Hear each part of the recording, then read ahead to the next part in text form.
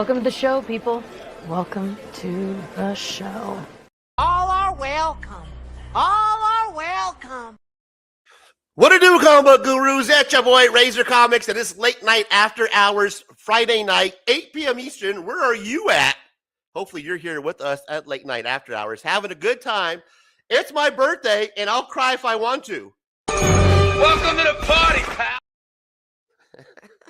I like to party, ladies and gentlemen, and I hope you like to party. I like my Jesus to party. I like to party, so I like my Jesus to party. Guys, we are going to have a great show tonight. We have a fun lineup. I have Madam Wayne backstage as the co-host. We have Locke Wynn, my buddy, Mad Monkey Love, the hottest sketch card artist in the game right now. We're going to talk to him about how it is to be an artist in this game, what it takes to make it on these mean streets of the sketch card game. He's going to talk to you tonight. We got some questions lined up and some answers, hopefully, we'll get from him. We also have Madam backstage, a beautiful co-host of mine, friend, family member. I like to consider my bestie. We also have a surprise for you. I'm going to bring him on stage right now. This is a friend of the show's. You know and you love him. Ladies and gentlemen, surprise, surprise. We have Rob, Cheap Comic Collector, in the building. What do you do, Rob? Thanks for stopping by tonight, my guy. Let me walk you to the show properly. Welcome to the show, my guy. Welcome to the show. Welcome to the show, people. Welcome to the show. Thanks for stopping by, Rob. Appreciate you. Oh, well, happy birthday, Ray. I wasn't invited, everybody. I just kind of crashed the party. Exactly. No, I appreciate it, man. Once you text me, you said, "Hey, I got a birthday present for you to check out." I was stoked. I couldn't not deny you coming on the show. So you sent me a birthday present, and of course, you always make some of these cool videos. We have one for Christmas. We have one for Beyond the Con. You usually make something pretty good with the technology that you have at your disposal, and you have something here for us tonight. So let's share my birthday present from Rob. Comic book gurus. Oh, yeah, you. Are you ready? Let's go! Oh, oh.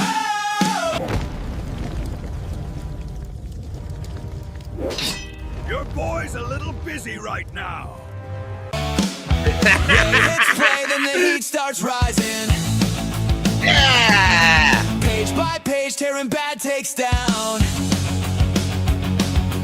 Every rant like a bell just chiming. True so sharp it could cut this town.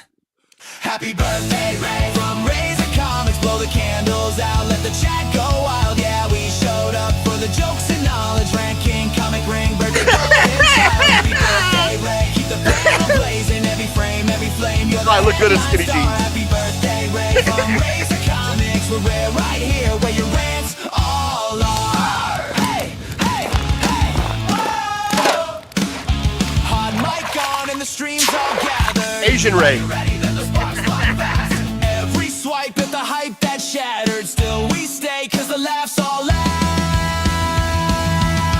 Happy birthday, Ray. From Razor Comics, blow the candles out. Let the chat go wild. Yeah, we showed up for the jokes and knowledge. Ranking, comic ring, birthday golden child. Happy birthday, Ray. Keep the panel blazing. Every frame, every flame. Light Ray. Happy birthday, Ray. From Razor Comics, we're right here where your rants all Through the budget, I'm getting one of everything. Let's go! One more year, one more take, one more stream. We all awake. Ray, you rule. Through the budget. We Get all of hit them. like comic crew for life. Happy birthday, Ray. From Razor Comics, blow the candles out. Let the chat go wild. Yeah, we showed up for the jokes and knowledge. Ranking, comic ring, birthday golden child. Happy birthday, Ray. Keep the panel blazing. Every frame, every flame. You're the headline star. Happy birthday, Ray. From Razor Comics, so we're right here where your rants all are. Happy birthday! Oh! I'm not climbing those stairs, man. You come and get it, bro. DoorDash Ray. Amazing. Good stuff, bro. That was round of applause for that, man. You deserve it. That was amazing. Let's get a round of applause, ladies and gentlemen. Good. Every time you come with the video, it gets better and better. Whether it's you or the AI, it keeps evolving. So Yeah, I like. I don't take much credit for it. It's the AI evolving for the most part. Well, is it because it made me Asian in one frame, and then in another I was Well, white? it's made you, or it has at least tried to make you Asian in every video I've ever done with you in it. So there must be something in your face that it sees. Hey, you know, Asian for some reason. it's trying to be it's politically correct. I think AI is white. That's what it is. It's chat AI is white and it's trying to be politically, it's like just make sure I don't offend anybody. I appreciate you, Rob. Thank you for stopping by. I know you got a lot going on. You're welcome at any point to pop in and out, brother. Thank you, man. Appreciate you. Guys, check out Cheap Comic Collector. He's going to be on his show here in less than an hour. It's live late night. What's the name of the show? Tonight it's live from YouTube. It's Friday Night Comics. There you go. It's not my show. It's Crazy Hungarian's show, but he had to work tonight, so we decided that it would be on my channel tonight. Because I can host more people because I used a different software other than StreamYard. So, if you get done early enough, stop by, say hello. Yeah, well, just keep the party You're going, always man. welcome You know what I right mean? that. Yeah, So, just do it all nighter, and I'll be on there. Check them out, we're going guys. at least 11, so my time. So Okay. 3 hours. Starting I'll at be 8. there. All right. So, After all right. this, Happy birthday. Have a great show. Thanks, See you, brother. everybody. Have a good one. Guys. We got Madam. We got Locke. Mad Monkey Love backstage. We got people in the chat hanging out. It's time to get the show on the road. Are you ready? Because I'm ready. Let's go then. Let's go then.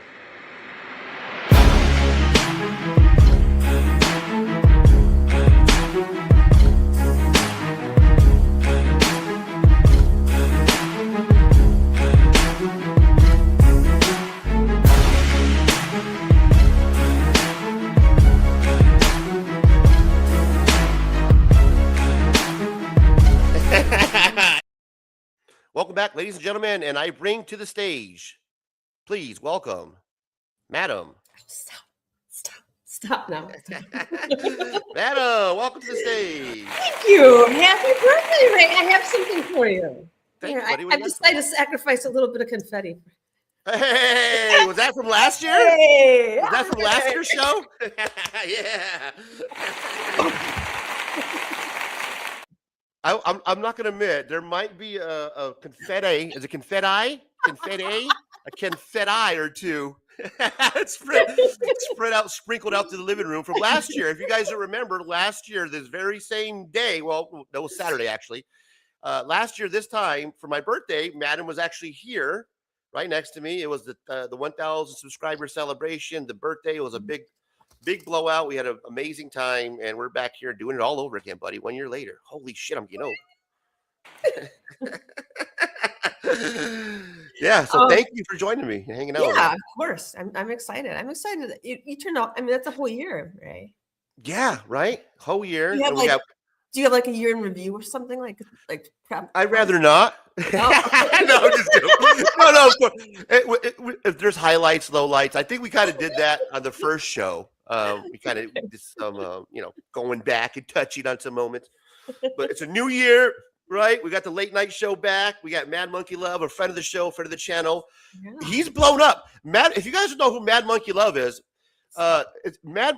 When Mad Monkeys make love, they create incredible sketch cards, incredible sketch art in general. And tonight we have the best of the best of the best, sir. Backstage, we're going to bring him on here. I got questions lined up. We're going to ask him what it's like to be the king of the sketch card game. I think he's one of the hottest sketch card artists, to be honest with you, going on right now. We'll talk about why. The reason why sketch card is so hot right now is because it's selling. You can basically pull something like this, Madam, and pay for your whole box, depending on how much you pay for. Myself, I paid $250 for a GPK hobby box, right? And in that hobby box, I was able to pull this and sell it for $300. So maybe $50. It paid for the box. And that's why the hobby of ripping packs is different than comic book collecting, because you always have a chance to actually hit something big. And $40 sometimes for a blaster box. Sometimes they go higher. But that's the fun of it, right? Is ripping the cards and So selling. that dopamine Christmas time, present time. Yeah. Exactly. And if you look at what Mad Monkey loves, some of his pulls from some of the top cards that are going on sale right now. I'm talking about SpongeBob, talking about the Star Wars collection, talking about Disney. He's doing it all. And his cards, his sketch cards, are being at least sold for $850. And that's somebody at an asking price. At least the asking price is $850 on this.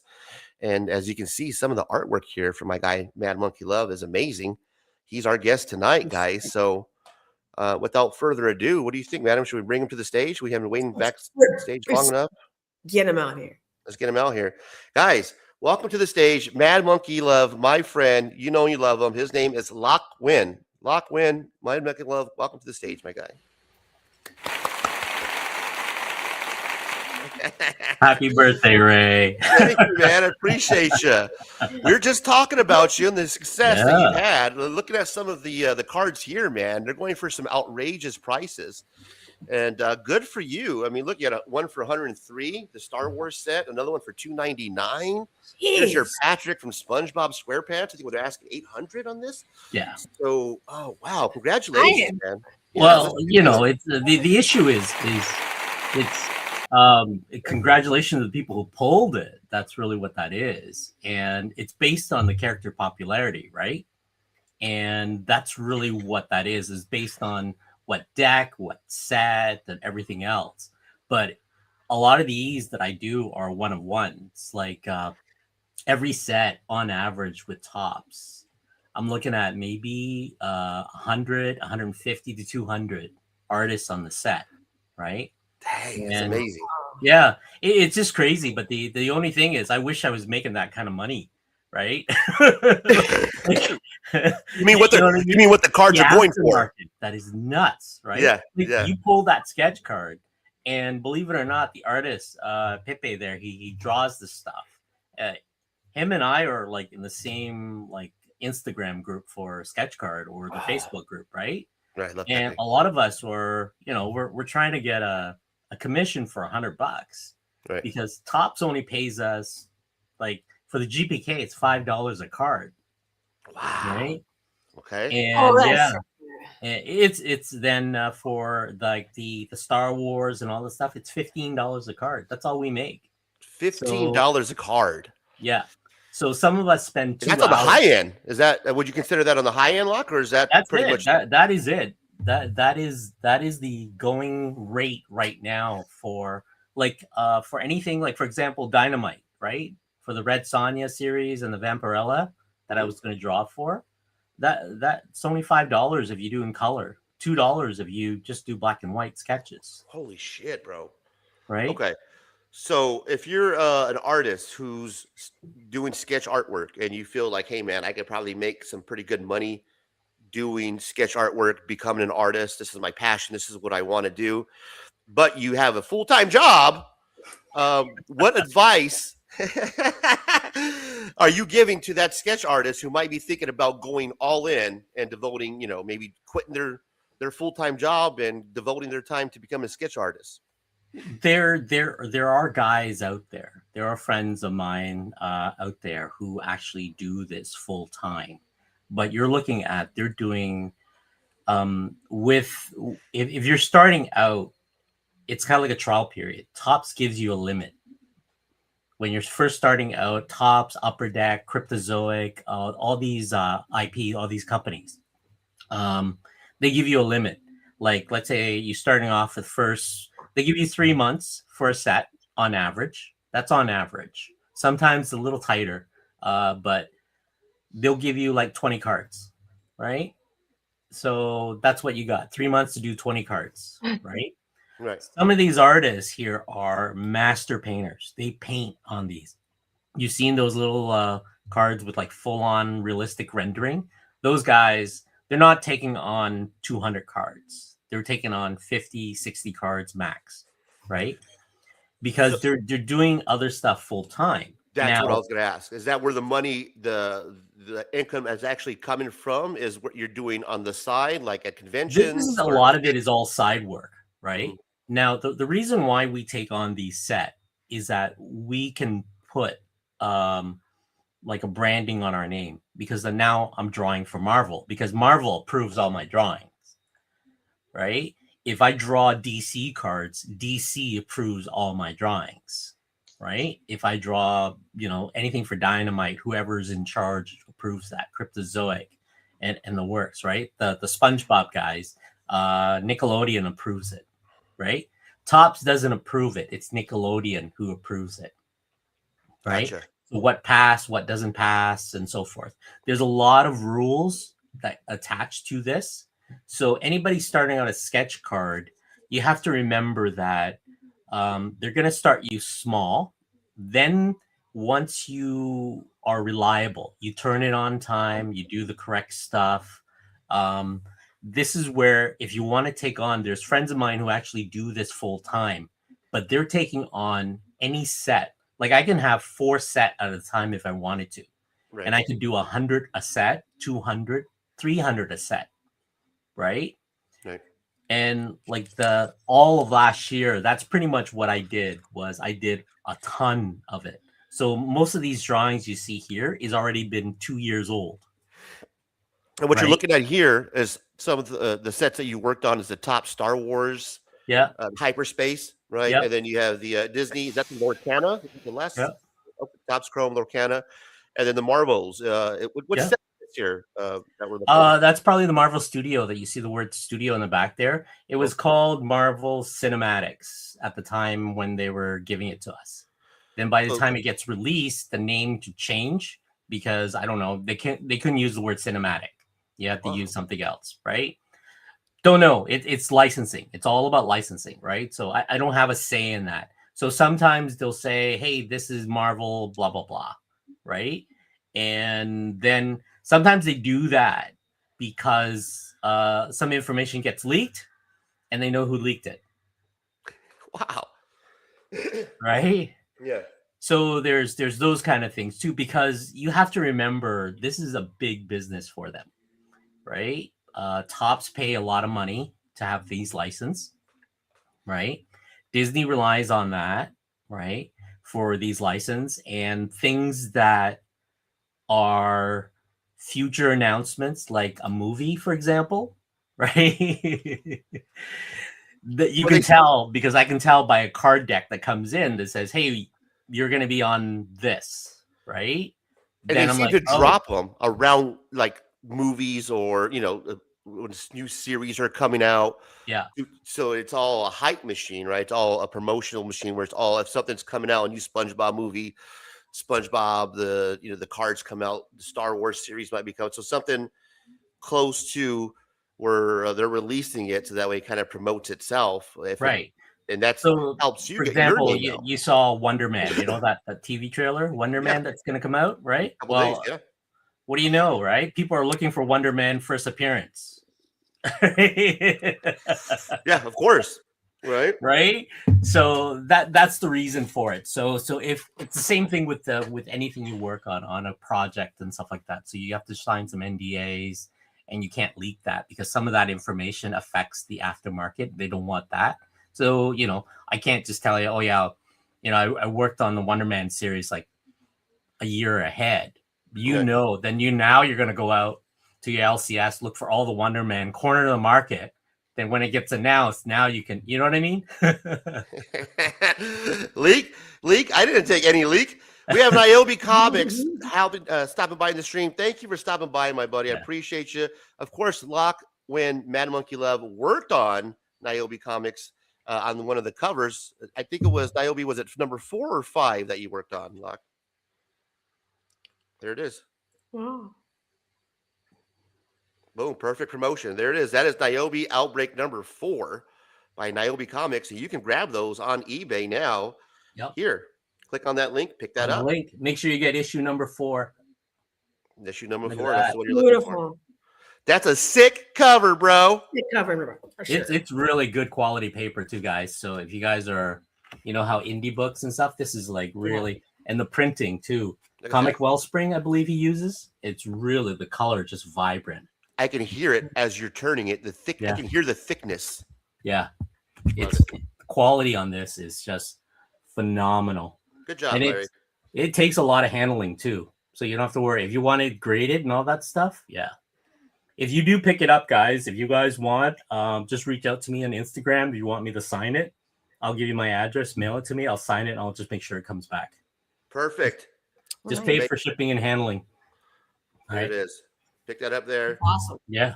It's great book. eBay.com. There's the link. Pick it up, man. Good stuff. Hey, Niobe, I appreciate you. Thank you for stopping by, hang out. Welcome to the show, everybody. This is Late Night After Hours. We have Locke, Win, Mad Monkey Love, Madam hanging out with us. Welcome to the party, pal. Welcome to the party, pal. This is the community hangout where all are welcome, guys. All are welcome. All are welcome. All are welcome. Sketch card game it takes if you have the chops to do it. It is hard work.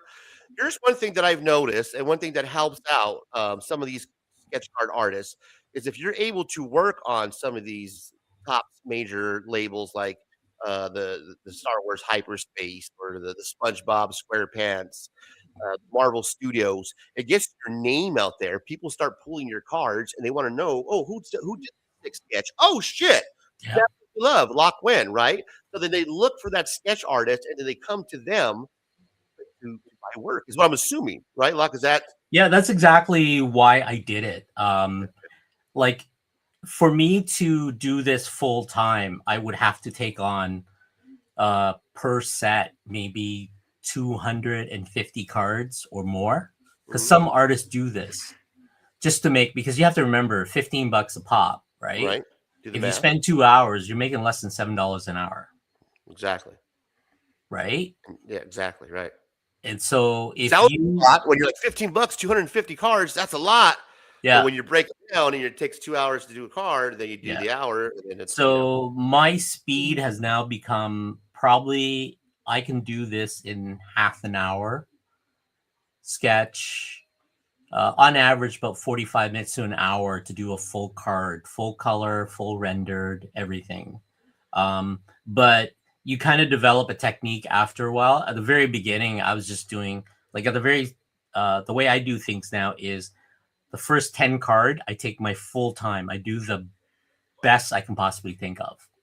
Okay. Right. Then after that, you kind of do portraits and close-ups and stuff, because if you do full body, it becomes very complicated because you've got to draw backgrounds. I have friends who does this all the time. Is that right, madam? You work on sketch. Do you see that process fits the description of how your process works? Is it harder? I prefer to sculpt, so I find it's harder to draw because you're making a 2D image, you know. Yeah. I'm just copying something that I think is already 3D. So. Got it. So you when it comes to your artistry, you rather, because you could, I mean, behind me is your sketch. So if you guys look behind me, guys, she's no slouch to the sketch game. So that's your boy in the back. That's your boy, done by Madam here. So you rather do sculpting than the sketching, right? Because it's just 100%. passion more than it's more fun. Really? Honestly. Yeah, certain stuff. Like I would paint if I had the option. I would paint. Hard work to sketch, huh? Yeah. If I'm painting, it will take a lot longer, right? Painting is more like sketching is the fastest I can possibly think of. And you kind of develop that after like 2-3 years of just sketch cards, right? And that's really what that is every artist develops that. So going back to your original question, if somebody wants to start off, right? That's easy enough. If you're out in the audience and you're watching after this, my Instagram's under my username there. If you want to reach out to me, if you're interested in doing stuff for Tops, I can provide you a link to apply for the what do you call it? For being a sketch artist. The way Tops wants is I can provide the link, and the link has multiple categories. Like if you want to do sports cards, right? All they require is you to draw 4 cards. That's 4 cards, right? And scan the image and upload it as part of your portfolio. Okay. That's it. Sort of like an audition, basically. It's an edition, right? Okay. And they'll get back to you in 3 weeks because what happens is they go through a review, right? Okay. Then you come back to the same link. If you want to do something for Disney, you got to draw something Disney. They give you a list of characters. Follow the rules because the rule is if you draw something outside of certain characters they don't want, you automatically decline because there's little text in there that says, we want to see A, B, C, D, right? Anything else off the list, you're automatically declined, right? What's the follow instructions? This is not Have right. you got any of that feedback before from on You your don't end, get Locke? feedback. I don't get feedback. A lot of the time, what happens is once you're in that, somebody on the other end, an art director, will reach out and says, "Hey, do you want to work on this project?" Art director. Oh, That's what it is, right? The director of the art. Yeah. Yeah, no, that's their title. They are in charge of a bunch of artists and stuff like that, right? Right, And the way right. it looks, the feel. So yeah, they'll reach out and they go, "Hey, do you want to audition for, because your style, right?" And I was, for example, Netflix, right? Netflix wanted me to do some Stranger Things stuff, right? I drew a bunch of. I want you Stranger to do Things. some Stranger Things stuff too, Locke, but that'll be later on after the Yeah. after party. But that's a happy birthday present afterwards. I gotta go, but Locke, do me a favor. Send me that link, and at the end of the show, I'll put it in the description of the video as well. Sure. And you guys can click on that, get a hold of Locke. Also, to follow Locke on Instagram, if you're watching on the replay or join us in the live, this is the information here. You can scan that barcode as the kids call it, QVC code. I don't know, QCC code. I don't know what the kids call it. But QR. scan that. Here's his information at madmonkeylove.com. I want to show you just before we get back to the questions here. My guy has a portfolio that you can pull up as well, and I want to share that with you guys. Just some of the artwork here that we're dealing with. When I talk about the hottest sketch artist in the game, you guys, oh no, man, you guys, it's because he's your buddy. Well, I got some receipts, as they say. So let me show you here. What is it about? Go ahead. Portfolio. I'm sorry, man. Go ahead. Beautiful. No, I was wondering. I like that. I like that. Yeah, these are the sketch. So these are some sketch covers right here by our guy at this is the artstation.com, Mad Monkey Love, and this is his portfolio right here. You can take a look at here. Lock in Artist and Coffee Addict. It's beautiful. I like the red. Which one? You like this one? The trademark of his title. Oh yeah, his logo. Yeah. Dope, right? Yeah. So look at These are so old. I haven't updated the website in a long time. So some sick covers, bro. Look at this, man. Amazing artwork. I did so many. Did you do all the colors as well, Locke, or are some of these done by somebody else on the color? No, those Wow, are all hand painted, beautiful. hand drawn, everything. Wow. That's all me. Wow, look at that! Look at that Joker cover. That's amazing. Those red covers were amazing. Look at that. That's the front and the back of the sketch. That's sick. that's insane, right? Look at this one. Green Lantern #1. This is dope. Yeah, I was messing around with some airbrushes. Do you like using airbrush, or is it messy? It's just messy. It's the clean. I love playing with it. I love using the airbrush, but it's the cleanup. Gotta have the right cover too, right? You can't just use any sketch cover for. Yeah. Oh, look at the Juggernaut. That's huge. Wow. How long does it take to do a sketch cover? A long time. Some of them 5 days. This one took a lot longer because it was red. Yeah. So I had to, any solid color, you have to think in reverse what makes sense. What you know what I mean? You have to know the value. You have to know the shapes like that. Yeah, that one's amazing. That is sick. Locke, look at that, bro. That was just color pencil, just black and white. That's it. That's intense. Isn't that crazy? Like, and that comes out to me as like the best one. Yeah. You like that? There's no ink on it, or, that good, huh? Yeah, I think so. Yeah, look at that, right? That's wow. Do you have this still, or has somebody already? I think it's gone. I think it's gone. Yeah, look at that. That definitely hit that again. Go ahead. Applause. Wow, that's sick, bro. Yeah, you're right, madam. This is definitely, I would say, so far the best one. Was this? Let me ask you that. That leads me to one of my questions I have lined up for you, um, Locke. What is your favorite card that you're doing right now? I love doing the Marvel cards, believe it or not. Marvel has easy because I draw a lot of Marvel characters, right? Hmm. Marvel, I can punch out Marvel characters. I can do Venom almost blindfolded now. He's Right. just black, right? And white. You know what I mean? You can just squiggle anything on and you can call it Venom, right? So some characters are easier to draw than others. Well, most characters is it, you know, you need to know That your anatomy. beautiful. You need to know a lot of that. And these covers are like anything you do with a card, you have to tell a story, right? With one image, Hmm. right? So, you know, these wraparounds are, you know, they're $300 commission if you're looking for a wraparound. But again, they're, you know, I put a lot of work into them, those Oh, kind of it's stuff. That's, beautiful. I you know love what? I think I got a new favorite cover, Stephanie. Yeah, that is a black cover, right? And I had That's to figure out how amazing. to make the green pop, and Right. that was Did right. you do white That is underneath it? And do you do white no first? nothing. It was just Really? acrylic paint. It was just layering and layering and layering, That's sick. I love green and black. Obviously, you know that's the right? whole theme of the channel. Those are the colors I use. Yeah, yeah, That's yeah. sick, man. That looks beautiful. Can I get that? It's gone. Is it gone? You know what? I'm about to Right? scan A that. lot of these are gone. These Oh, are I need a old. print.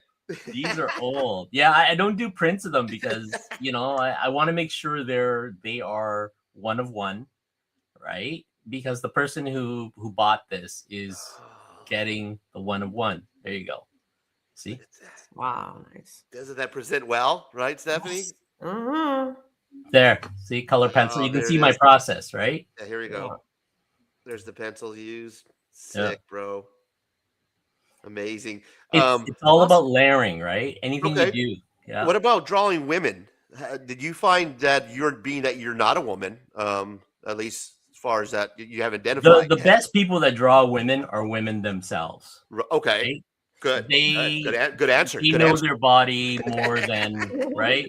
Okay. That's all I can remember. There's some fantastic artists out there, right?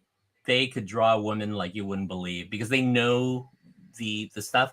All I know is via my anatomy and my little statues that I have and all that stuff. Right. But again, it's you know, drawing women is basically you got to make sure everything you do is round related.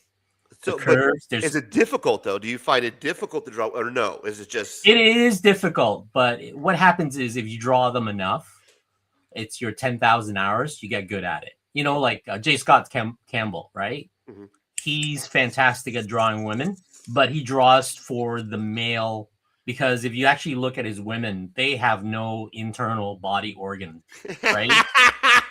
Like Well, they got a butt, right? And they have a butt, they got have big boobs and a boobs, butt. but their rib cages and They're everything are almost gone. connected. Yeah. Yeah. You're right.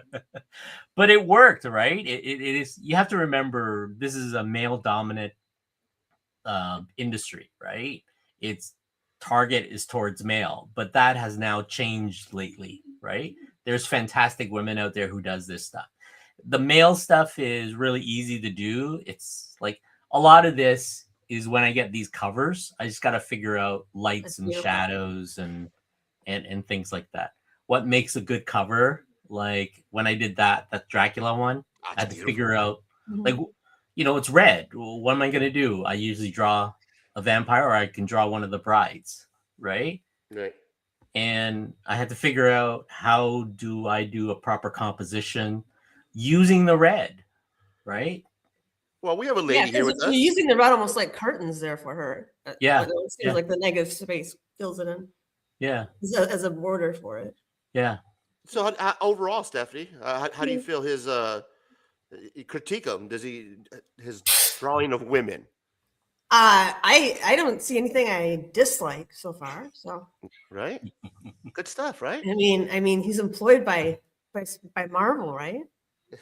So he must be getting it right. Yeah, Come on. absolutely, absolutely. Look at that. That's a sick cover, bro. Yeah, that one's awesome. Locke, how long have you been an artist? How long have you been in this game, man? I've been doing this for a long time. Since like I've been drawing ever since I was a kid, right? If you want to be an artist and all that stuff, all I recommend is just draw at whatever age, copy everything. There's nothing wrong with copying. But if you copy and you don't study it and understand why you copied it, then you're just copying for that purpose. But if you copy it and you figure it out, that's the idea of copying. Most artists, if I don't know how to draw hands or feet, I copy somebody. I try to figure out why, then you try to do that technique over and over until it's in here. It becomes muscle memory, right? Right. So I, like, when I grew up as Asian kid in Canada, in a small town north of here, where they had like 5,000, like the small town. Wait. Did you grow up in Canada? So you were? I grew up in Canada. Wow. I thought you were from California for some reason. Like you lived in Cali for some reason. I lived after. That's the accent I'm getting, Ray. Really. Yes. Yeah. Right. Yeah. Oh, and that's obvious. I moved down there around 95. I lived there for 10 years in California. I thought you meant that you're getting the Cali accent. You mean like, oh, you're getting the Canadian? Hey, yeah, we're not getting that. It came back. The Cali accent is gone. I used to say a lot of dude and a lot of the other stuff. Right? You kind of pick it up afterwards, right? Yeah. So wait a minute. All right. So Locke Mad Monkey Love is from. It's a Canadian. It's Canadian, eh? Yep. Wow. I moved to California because in the 90s, 92, 93, this is when the .com boom. So you moved during the 90s, so you moved during a great period to be in Cali, man. Music, right? You had comic books. Tower Records. Exactly, bro. Warehouse. So you were perfect. I live in Costa Mesa. There was a Tower Record at the 405, and it was just everything, man. Nice, right, bro. That's what I'm talking. Is that where you first started to kind of gravitate towards like the comic book culture and no, believe it or not, I literally did the comic book stuff as a kid. Parents, immigrant parents, they don't want you to do art. I want to do art. My dad was in construction, and he says, "Hey, I was really good at art. I want to be some sort of art instructor. There's art school here." But it was something my parents didn't want me to do. It's always engineering or doctor or, typical immigrant family. Hey, that's racist, Locke. That's how it worked back in the 80s, right? So, yeah, I believe it or not, I was supposed to be an architect. Yeah, that's racist. Oh, that is racist. Right? I was supposed to be Dr. Locke. Dr. Locke, right? Locksmith, right? Wow. So they were not in favor of you becoming an artist. So were they upset? Would they get mad at you when they would? Like their drawings and stuff around the house. Oh yeah. That was the whole thing. Because my dad was construction, I literally went to university for architecture. I was going to be drawing houses and stuff. Okay. 6 months in, didn't like it. There was an art college down the street. I dropped out, didn't tell my parents, went to the art college. About 3 months in, they came to visit kind of thing to check on me, and they find out I'm not taking classes there anymore. Oh, yeah. Oh, whoa. Yeah. What is the rebellion?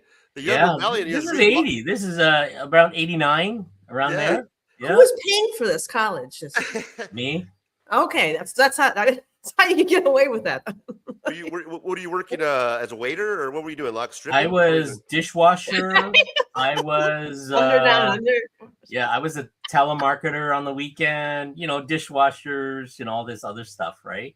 I was working at a photo lab. There used to be. Fuck, man.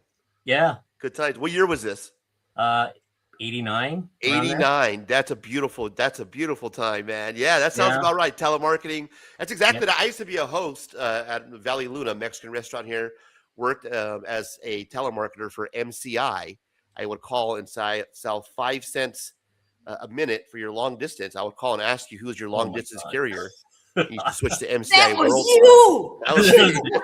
Every Saturday and Sunday, I would call.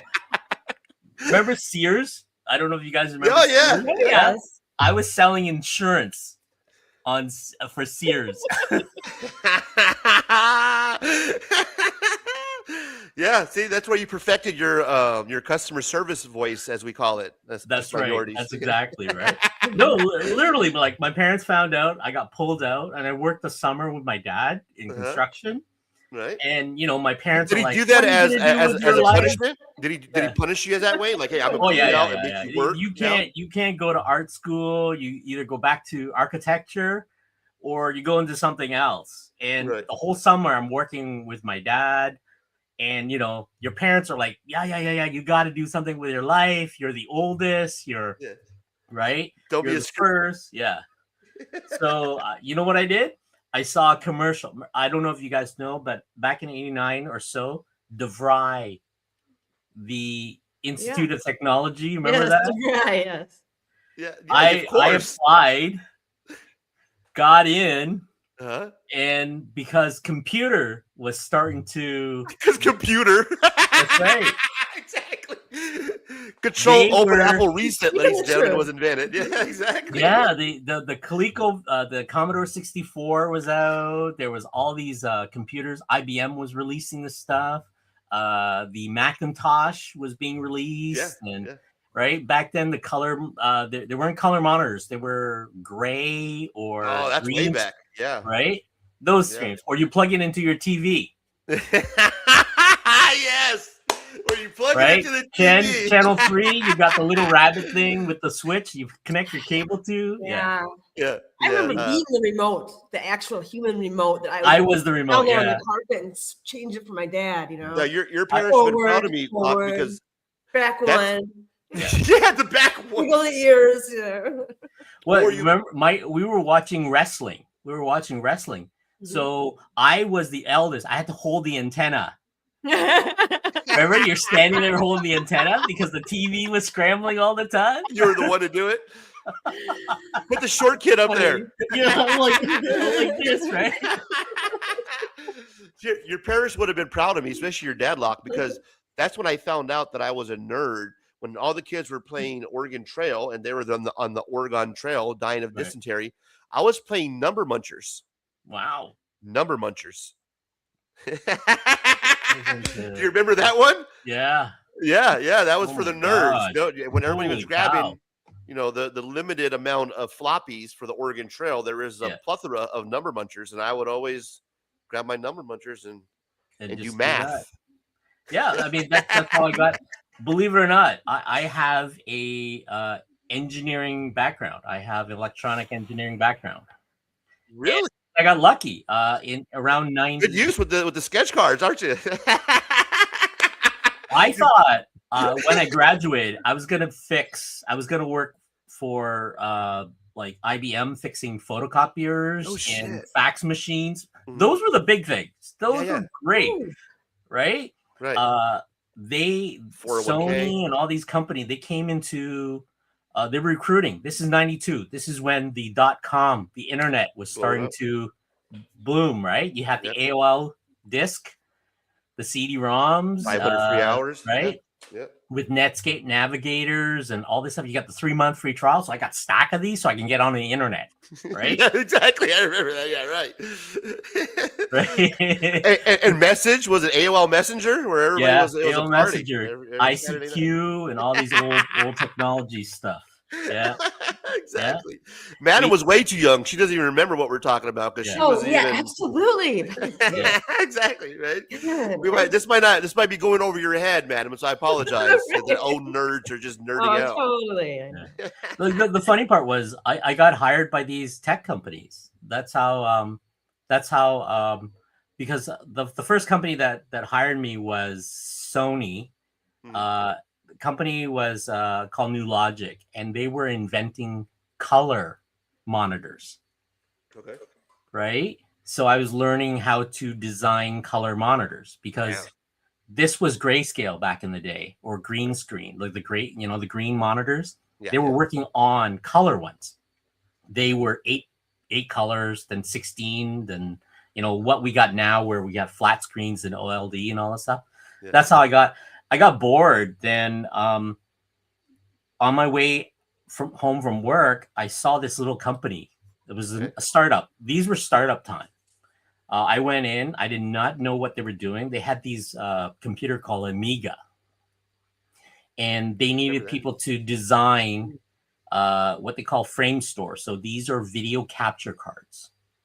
This is now everything that we have on stuff.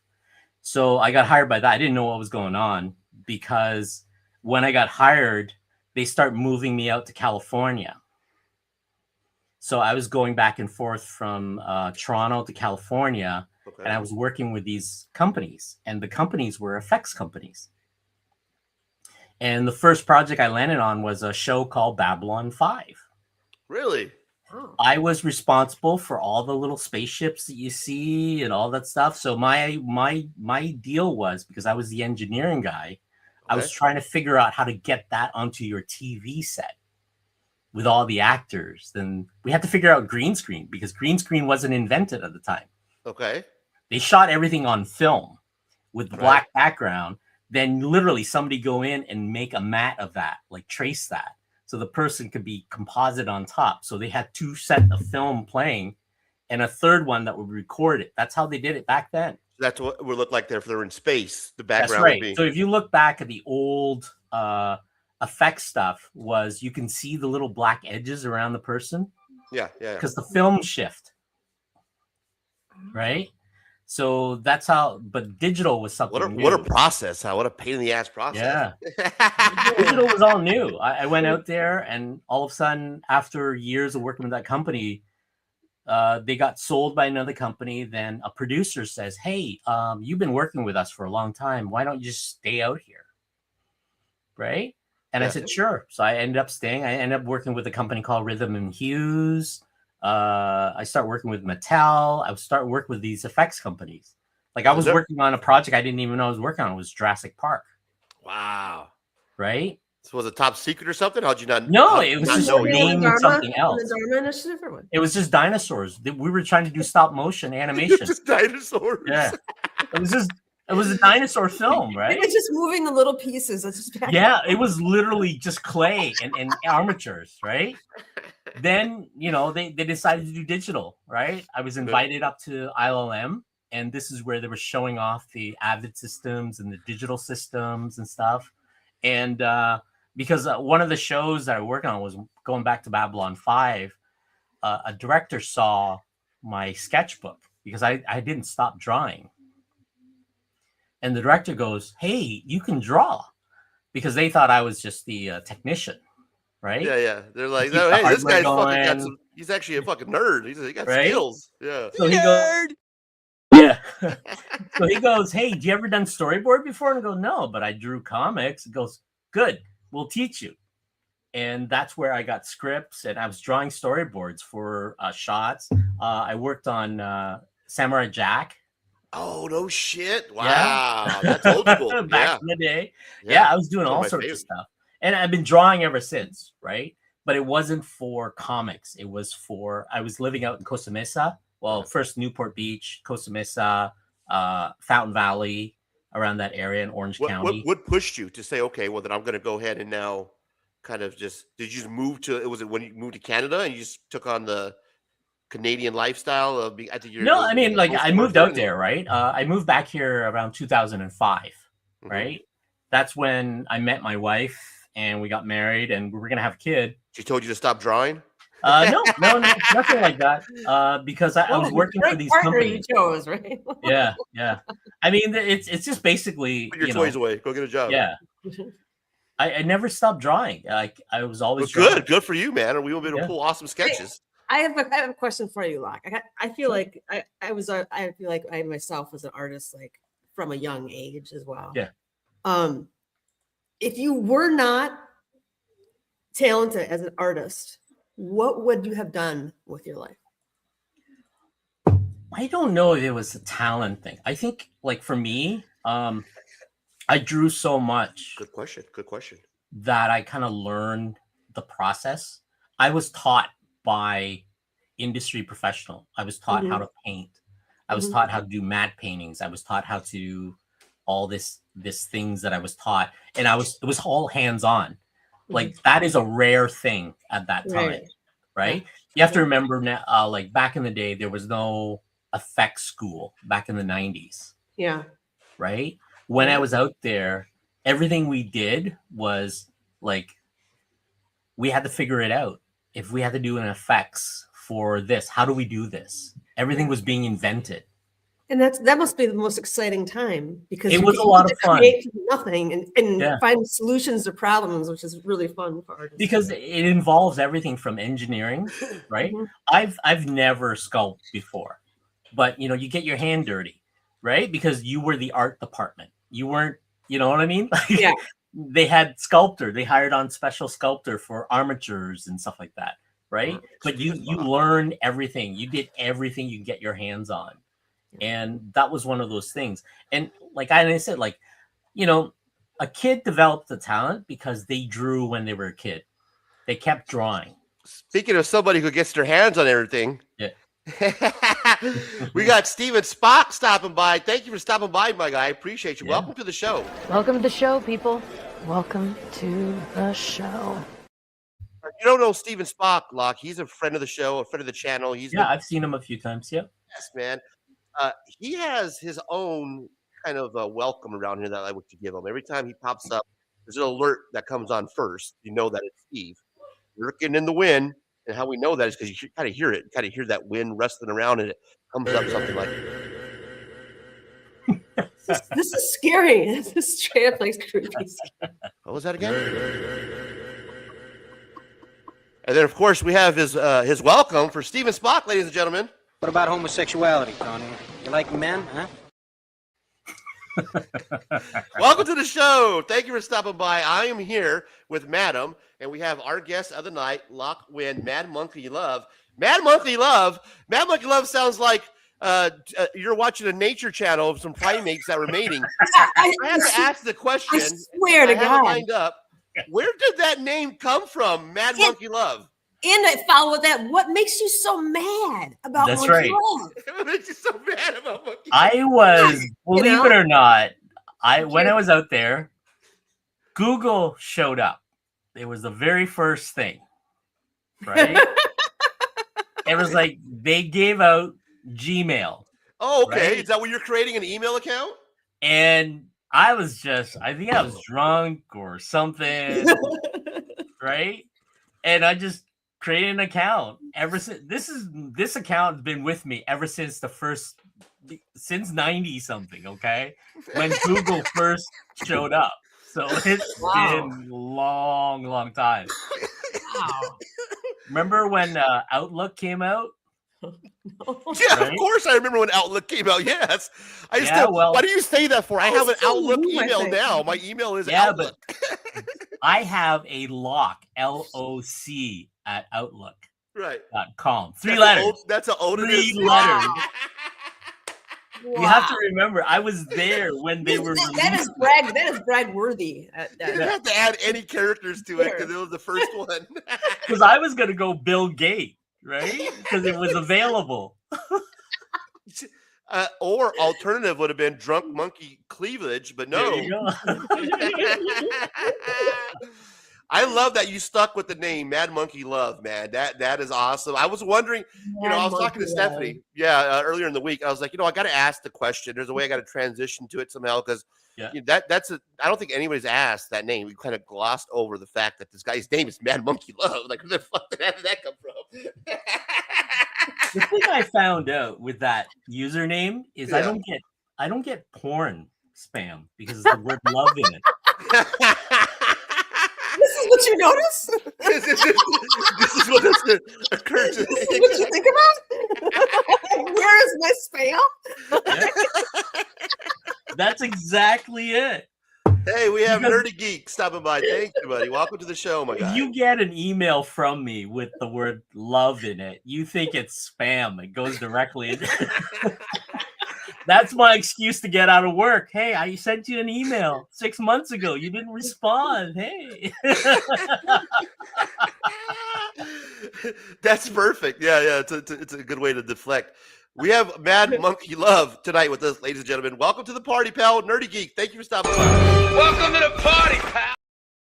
I love saying the name Mad Monkey Love. I think it's awesome. You know, it's great that that's what Google decided to spit out the name for you. I think it fits. It's perfect. Mad monkey. It was just a joke. Drunk monkey Cupid. Because I was using it You can everywhere. do mean. Yeah. I was literally using it everywhere, and it kind of stuck because when I start doing the sketch cards and the Instagram, it's included in your art, right? I was gonna like, do I switch? You should level up now. Mean monkey sex. There you go. Well, let me show you something here. This is something that my guy has generated, and what's cool about Mad Monkey Love is that he includes like his little logo. I don't know if you do it all the time, but at least in the card that you made here for my daughter, ladies and gentlemen, this he made for my daughter at absolutely free at no cost.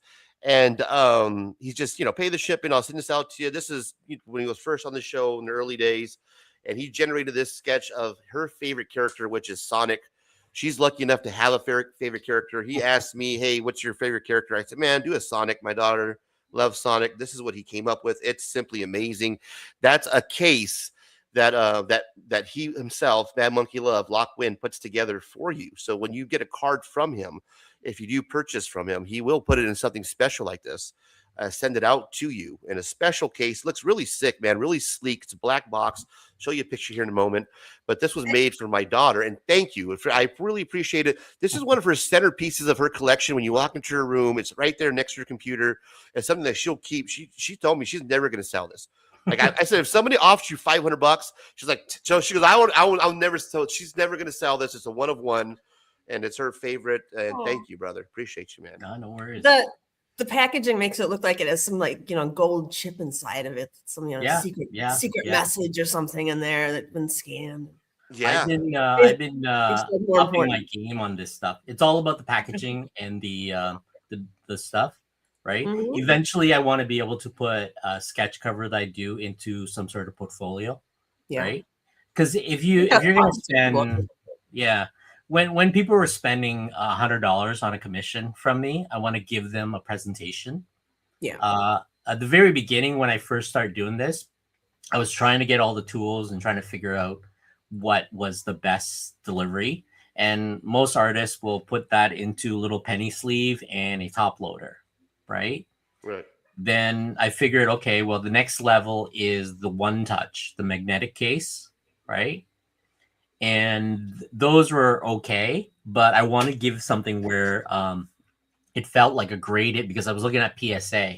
So I was contacting PSA. I was bugging the crap out of the guys who were grading it and said, where do you get these case? Where do you get these case? Where do you get these case? What they were? Because nobody tells you these things because they're really hard to come by. They kind of keep it as a secret. PSA keeps it a secret, right? But if you Google on Alibaba and all this stuff, you'll find all the manufacturings there, right? And all I did was just start requesting samples. And I was trying to figure out how to put them together. I tried all sorts of technique. But at the end of the day, you get, I was prototyping cases and stuff like that. Then, now I'm putting things into my little booklet thing here, right? Let me see if I can switch. Let me make this big. Hang on. This is sick right here, guys. This is dope. So this is what I was talking about. This is sleek, man. Look at that. That's I was looking for that on your Instagram. Yeah, look at that. You get that. It's delivered. So, yeah, it's a presentation. And it protects it. Yeah. Yeah, I designed it as a way because now I can do like a thank you card. Yeah, that's a good idea. Yeah, that's awesome. So it fits with a 4x6 card perfectly because these are postcards, right? So that's the idea for it. And I was looking for a supplier. So I prototype like the crap out of these cards. It's all about like trying to figure out, see, these are my prototypes, right? Sick, I was just cutting it and trying to see, I was doing measurements and so forth, right? Trying to see what fits. These are paper foams, you can see, right? Then I contact the manufacturer. I like that, man. That's dope. I like that card. Dude. Yeah, and I like the fact that he has like, it's not just the artist name, but he has the Mad Monkey Love and he sticks with it. So he has that as logo. That's sick, bro. It's the branding, right? It's all about the branding. Right. It's all about the branding. I'm stuck with it anyway, so that's right. Well, I love the iridescent shine on it. That's good. Thanks for lighting it up around here, Steve. Right. So this is, I mean, you come up with techniques, you get a nice case with it. Then I'll be including, I figured because I put a lot of fingernails in it. So, you get the little terry cloth with it. Wow. No shit. You get that with it? You get the terry Well, cloth? I mean, it's just little microfiber cloth with it? That's Yeah. awesome, bro. just to clean the case, right? So That's you get your amazing finger on idea. it. Madam, Oh, what do you think of that, madam? it. What do you think of that, madam? Is that awesome or not? Or what? That's thinking of everything. That's Yeah. But that's now, clever, where right? do you keep that? Do you keep Well, that in that's the thing, in right? You case? take it out and you can put it whatever away, right? You can clean your glass with it, but the idea is, right, I'm gonna, includes it with the case, Good right? job, bro. Yeah. Okay. That's awesome that you do that, man. Now everybody would just. I mean, people will back up your cards. Like if you buy from a sketch artist, you might get it just like in a card loader. You know what I mean? Yep. A blue tape holding it down. This guy sends you a fucking a whole. It looks like it's a what you open up Oscars or some shit. See, I was- Have you thought about having something like pop out or something like music or something once it's presented? Well, like I mean, angels it'll bring up the singing or cost. something? I mean, dun, dun, dun, dun, but that will bring up. But the magnets alone were pricey as it is, right? And that leads to the next question. I know you're a busy man, Locke, but are you taking commissions presently? Yes, I am taking commission. This year, I am cutting down on I'm cutting down on those projects. They are because I want to concentrate on the commissions now because it's getting like I spent all last year and the year before doing a lot of projects for them. Yeah. And so that way I can get my name out there. Now that as you've seen on eBay, things are going a little higher. People want sets and stuff like that. Now I'm I want to concentrate in commission because I'm charging $100 for a commission, right? Then you got to pay for shipping. So I try to keep everything in shipping because for me to ship from Toronto to anywhere in the States. So just in case that you missed that, because I don't mean to interrupt you a lot, but Nerdy, that was $100 for a commission. So, then you pay for shipping. So on average, it's about $15, right? There you go. Thank you. I'm sorry to interrupt, Locke. And just so if I can interject, that's actually really good. $100 is not bad. So yeah, I put everything in their own case, right? So that's the whole thing. What do you think about that, madam? Isn't it? About the presentation that he does that with his own case and everything. What do you think about that, madam? I think it's beautiful. I think what he needs to do next, I think, is make a gold leaf one, a gold leaf version instead of the leather. You can do it, Oh, maybe. Yeah. Oh. I mean, yeah.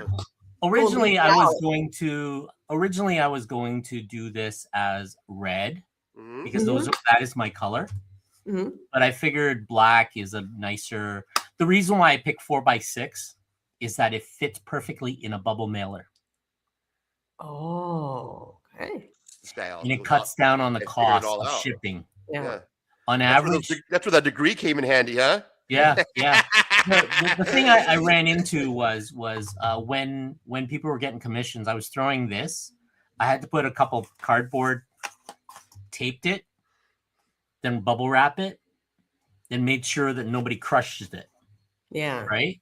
Yeah. And that was my scariest moment because by doing this with the cardboard and the weight, it's the weight, sending stuff into the US, it would have tacked on an extra $25, $30 or so. Holy shit, right. Right? Yeah, that's big. I found that if you send anything under a 4x6, okay, I'm looking at with tracking is about $15 US. Which if you guys are just kind of a weird fact here, but that's the size of a jailhouse postcard. Yeah, this is a postcard. This is a postcard, right? And it works as a double. Such an interesting fact, right? Right? Yeah. Here's you what open I want it up, and I have the word "thank you." You know what I mean? Then it's a nice reveal. Yeah. That's right? it, bro.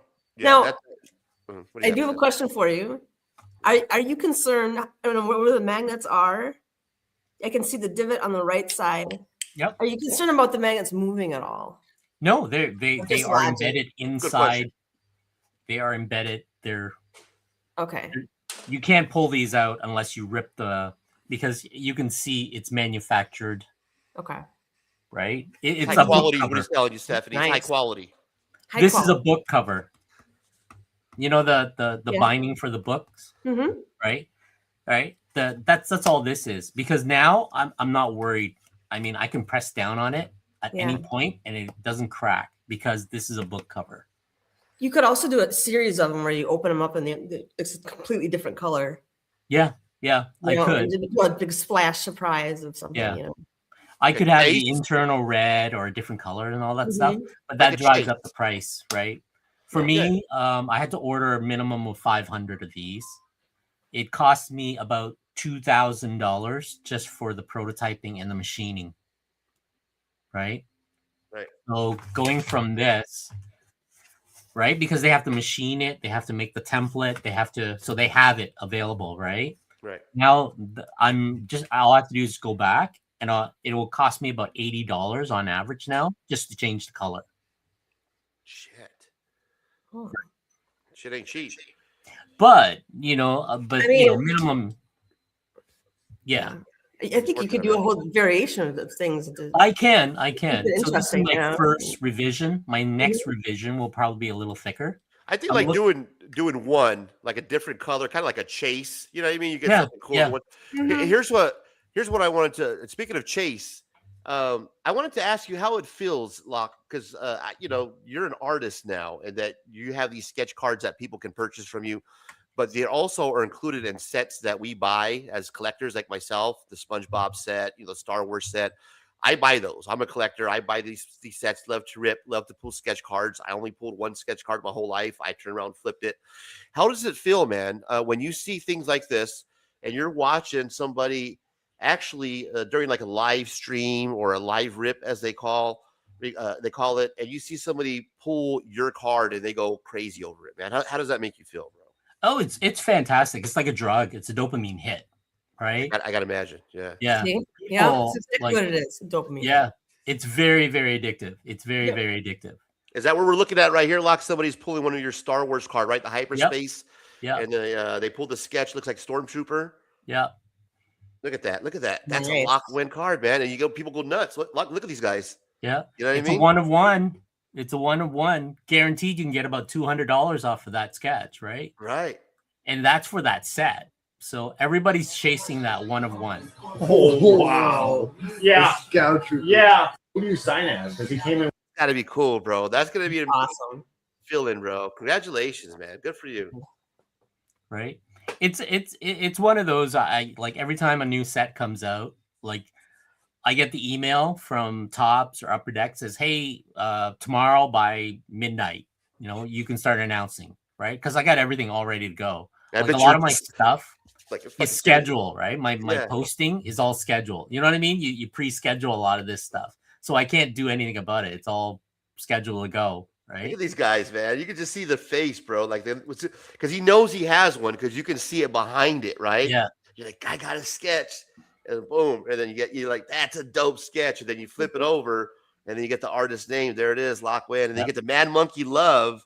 That's what I like about you, bro. You get not just the artist name, but you still go with your original Gmail tiger name, man. That's it. It's branding, right? I need to. It's working. Yeah. It's working for you. Why would you? Yeah, that's awesome, man. Look at this. This is cool, bro. This is his Instagram, right? Look at this. This Mickey Mouse fucking Locke, bro. That's sick, man. That's awesome.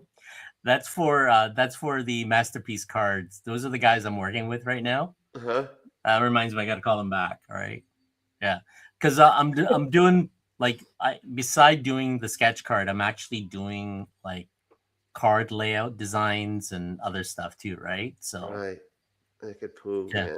Cute for our Winnie the Pooh release. Those are masterpiece card is the Instagram handle. They do these. I think the next one is the Wizard of Oz series, because there you go. It's a good card. That looks nice. Oh. That is a nice. There's a lot of good artists on the group. There's a lot of good artists for the stuff, right? Yeah. These are the scary stuff that I did. Oh wow! Look at the mic or the Leatherface card. That's sick, bro. That's done through I forget who it is. Michael. So I created these. Halloween cards, like they're kind of like Inktober cards. Mm-hmm. I sent it out to like K-pop and the other ones. It's called Something Scary. Oh, here we go. Right. And I just created these cards for them, and I sent them out to all my artist friends. And and Halloween comes along, they can do whatever they want, right? Shout out to Nerdy Geek, man. One card. Yeah, that's it. Yeah, you got an instant message from Nerdy Geek. Look out for that, man. Yeah, I saw that. Coming your way. Yeah, thanks, Nerdy. Appreciate you. That red blood splash on the cards. Mm-hmm. Yeah, that's what I imagine when you're like opening up your leather package. Yeah, you know? Yeah, like that splash. That detail. Yeah, good eye. Yeah, good stuff, man. Oh, here we go. This is Ned Flanders. Little Ned Flanders on the Something Scary. Roscoe did that one. See, look how great that is. You know Roscoe, right? Diddly, yeah, diddly. Yeah. You're welcome to participate, madam, if you're interested. Let me know, and I'll send you a pack. Okay. There you go. Well, thanks, man. That's all. Hey, guys, we're hanging out with Locke, Mad Monkey Love. We have Madam. This is late night after hours. I am your host, Razor Comics. Of course, Madam is the co-host for the night. Madam, how are you enjoying your night here with us? Thank you. Do you want me to be honest? We have don't be. We'll skip that. We have the top 10 coming up. We got sick covers coming up, so don't go away. How about we do this, guys? I got to refill my cup of coffee. I get a little cotton mouth here. So how about we take however long it takes for the Keurig to pour a cup of coffee, stretch our legs real quick. So you talk about a 5-minute siesta here? Yeah, quick stretch our legs, grab some coffee, and come back. Locke, are you okay with that? Is that yeah, good that's with you, fine. buddy? That's fine. Okay, so let's do this. Let's switch. I should be able to hang out like a little bit longer after that. Hey, madam, for however long you grace your presence with us, that's fine with me. Anytime past this is bonus for us. So thank you. Thanks, man. Yeah, all right. absolutely. Okay. Yeah. I'll come We're back. going to do this. So how we do this is we're going to put a little music on. Okay. We're all going to step away. If you got to shut your camera off, that's okay. And here's some KRS-One, Temple of Hip Hop Global Awareness. So we'll be back. Had something to say. He had the clarity. He had the voice. He had the vocal command. He had the lyrics. He was battle tested. And there wasn't a subject that KRS-One couldn't speak on. He was fearless as an MC. He was willing to battle anybody, anytime, any place, anywhere, and he made dope-ass music. Chris is just all around dope, man. And when you look at KRS-One, to me, you're looking at hip-hop. You're looking at hip-hop in its flesh when you look at KRS-One. Spit the raw, drip and draw, hit the floor, cut and scratch, boom, back on tour. Spit the raw, drip and draw, hit the floor, boom, back on tour. Spit the raw, drip and draw, hit the floor, cut and scratch on tour. Spit the raw, drip and draw, hit the floor. This is special from the temple for your mental. Over the instrumentals, I'm raising up your potential. I write the holy text, then I spit it out like I text you. But you don't check for this text, this holy text will check you. I'm the best in the world, I bless you like you said head you. There's a star, there's a set, so I guess I'm Heru.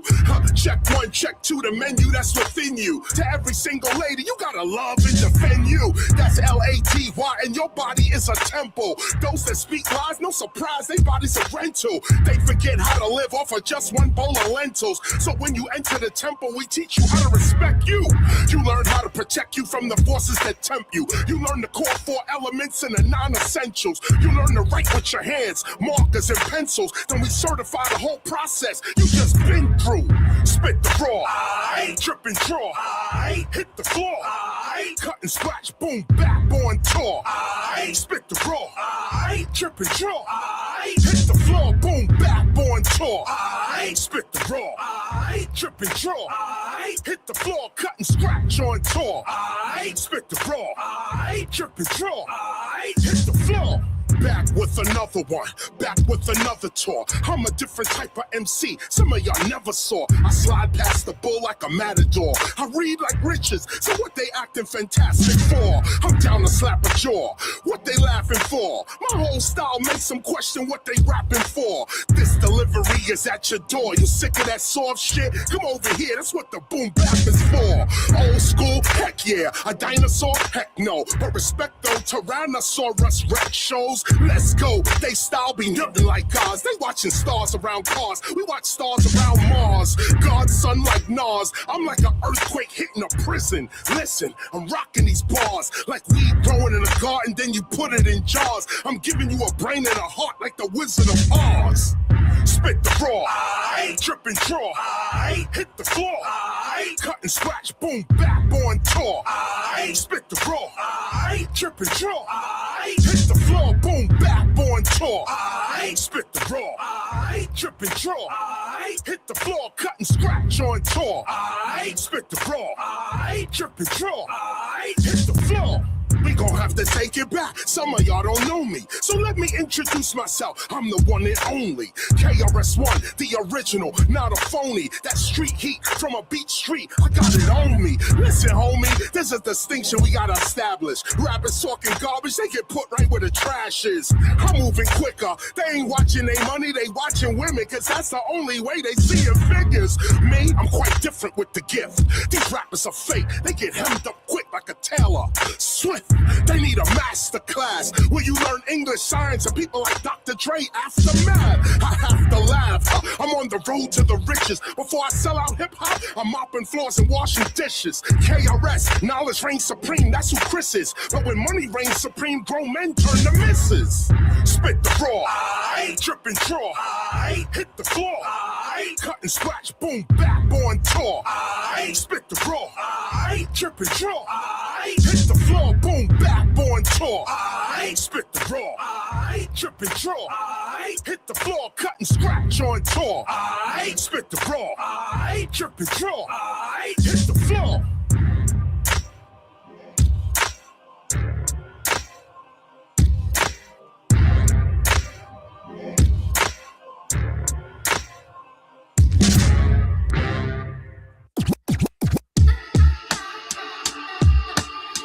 Oh, it don't stop. Come on. Be original on this one. How long they must steal our culture? And we sit back and say, go ahead and steal our culture. All we want to do is get paid. Well, if this is your culture, that shit stops today. This is the hip-hop culture. We going all the way. Yo, you think we're stupid? You think you're gonna rob our culture blind and we won't do shit? You think you're gonna relegate the culture to just music? You think you... All right. Ladies and gentlemen, while we are waiting for Madam to come back to the stage, earlier, if you missed at the beginning of the show, my buddy Rob, Cheap Comic Collector, which I'll be joining his show after this. So we keep the party rolling. If you guys are hanging out with us here or watching the replay after this, please watch Rob, Cheap Comic Collector, live from YouTube. It's Friday night, or live it's Friday night from YouTube. I'll be there after this, showing off my haul that I picked up just today from the comic book shop for my birthday. So showing off my birthday haul there after this, we'll keep the party rolling. And he provides some funny entertainment with these videos that he does for Beyond the Con. He did one for Christmas, my birthday last year, and this year he also created another funny video that he presented to me earlier at the beginning of the show. And no, I lost it. Never mind. I apologize. It's gone. That's right. He left and took that with him. So unfortunately, you will not be able to see it. Boo. Go ahead. Hit me with the booze. I deserve it.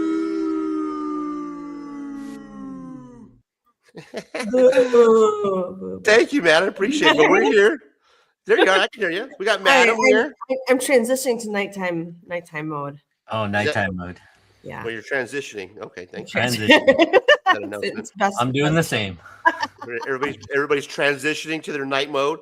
This is actually later than Madam is normally used to. She's usually asleep by this time because It's past your bedtime. Usually up at 3. But tonight's my party, and we're having a good time. We like to party. I hope you like to party. I like to party, so I like my Jesus to party. I really like Because I like to party. those. I mean, those look like they're cutting off some. They'd be difficult to take off. You know, like, some impressive strategies. Yeah. So today I went to the comic book shop, and I set a limit. I always set a limit, $25 a week, and I'll show you on the Rob's show what I picked up. Instead of picking up new comics, I only picked up one new comic. Breaking news, ladies and gentlemen. Hit the breaking news button. Let's do it. It's my birthday, and I'll hit the breaking news if I want to, madam.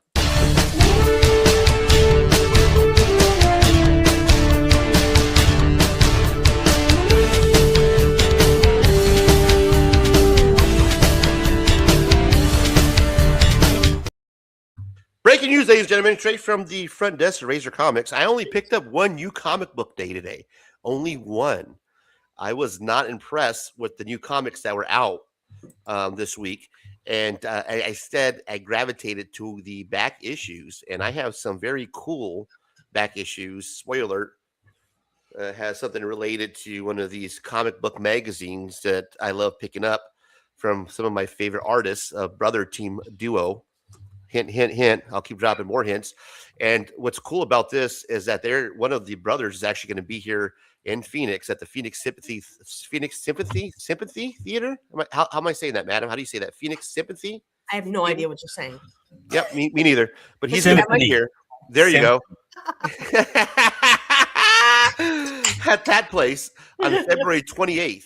And it's Jamie, it's Hernandez, one of the Hernandez brothers from Love and Rockets. So I picked up some back issues that I found of Love and Rockets, and I was boy, was I excited, man. So I'll be showing those off later on tonight.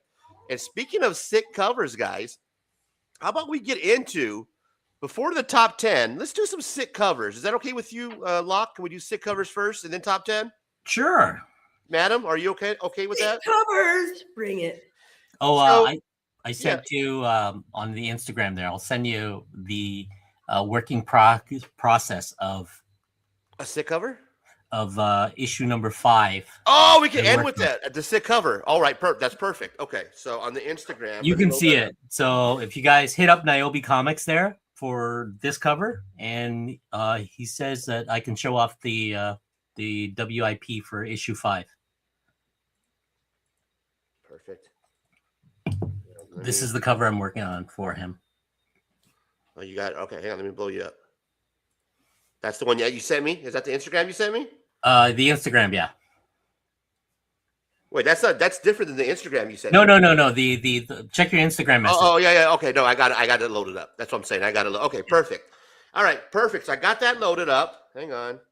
Share this tab instead. I'm not showing it now. No, okay, perfect. I didn't ruin the surprise. So let's roll sick covers, bro. And then at the end, we are going to actually look at some preview for Niobe issue 5 cover art by yours truly, Locke Wen. And this is what happens when mad monkeys make love. You get some sick covers, bro. Sickest shit you'll ever see.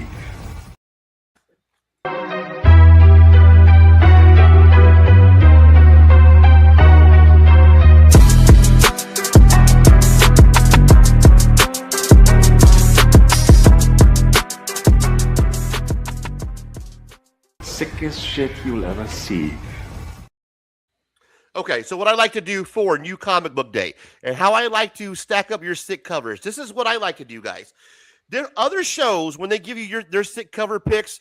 They're going to give you sick covers from exclusive 616 exclusives. You can get it from this PCB hobby. I'm not giving you exclusive. What I'm giving you are sick covers that you can pick up off the shelves, like Niobe, that's in comic book shops, off the shelves of your local comic book shop. So you don't have to special order it.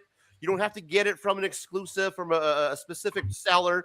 You can go into your LCS, look at that shelf, and pick up one of these sick covers, bro. So tonight, ladies and gentlemen, what we're looking at are some of the sickest covers that are coming out for the week of January 28th. Roll it. First book up we have is Absolute Wonder Woman, number 16, cover B. Ladies and gentlemen, madam, Lock. This is a sick cover by Derek Chu, variant cover B. Bro, take a look at this, guys. This is dope, man. The big ass sword, it always gets me. I love the way how she has the sword cocked behind her, ready to go into action. The knee pads remind me real 80-ish. You know, you got the shoulder pads and you got the knee pads. This is real. I'm going to the nightclub in the 80 look. Right. I don't know if I'm loving the anatomy on her thigh there. It's pretty long, I think. You don't like the thick thighs, Locke? I don't know. It's very anime-ish, which is great. I mean, that's the style for it. That's if you look at that pose and all the stuff, that's what's his name with the big sword in the anime. I don't know if it's Cannonball or something, Naruto or whatever those that's characters. The style, right? Yeah. I love those. I love those painted style. It's supposed, comic book is exaggerated, right? Yeah, comic book is exaggerated. If Madam had to sculpt that, yeah, it's gonna freak you out. It's like me drawing Spider-Man. I hate drawing Spider-Man because Spider-Man's always you have to exaggerate his anatomy. Mm-hmm. And for somebody who does traditional sketch and drawing and all that stuff, when you hit something where I'm always trying to correct Spider-Man's anatomy because the human anatomy does not bend that certain way. Right. But a Spider-Man gets away with it, right? So Cassie McFarlane poses, right? Yeah. What about the rain here? Is that another way to kind of like exaggerate, you will, with the rest of the? Yeah, it's about the mood. There's a harsh light of somehow that's right on top where the sword is and the cape, and that's the idea for it, right? It's a great version. Is it a version? No, there's a logo and stuff on that. Oh yeah, it's cover B, man. It's a variant cover. You can pick this up off your comic book shelf at your local comic book shop. A new story arc begins as Diana confronts Zatanna. The Season of the Witch arc begins here after her exploits in the Area 41 maze. Diana has resolved to not let her personal mission overwhelm the one she has set to surface the world to fulfill, but a new threat has emerged in Gateway City, and it turns out the best thing to send to kill Wonder Woman is another witch. Zatanna is here, and Diana's life will never be the same. This is cover B by Derek Chu. Sick cover, bro. Next cover up, guys, and the sickest cover, sick cover, bro. One of them that made the eye when I was kind of scanning the list of sick covers is, of course, Detective Comics. This is a series that I haven't read in a while, such Albuquerque was on it, and I came across this one here. This is Detective Comics number 1105, cover C. The Bjorn, is it Barron's variant? This is a sick cover, bro. Locke.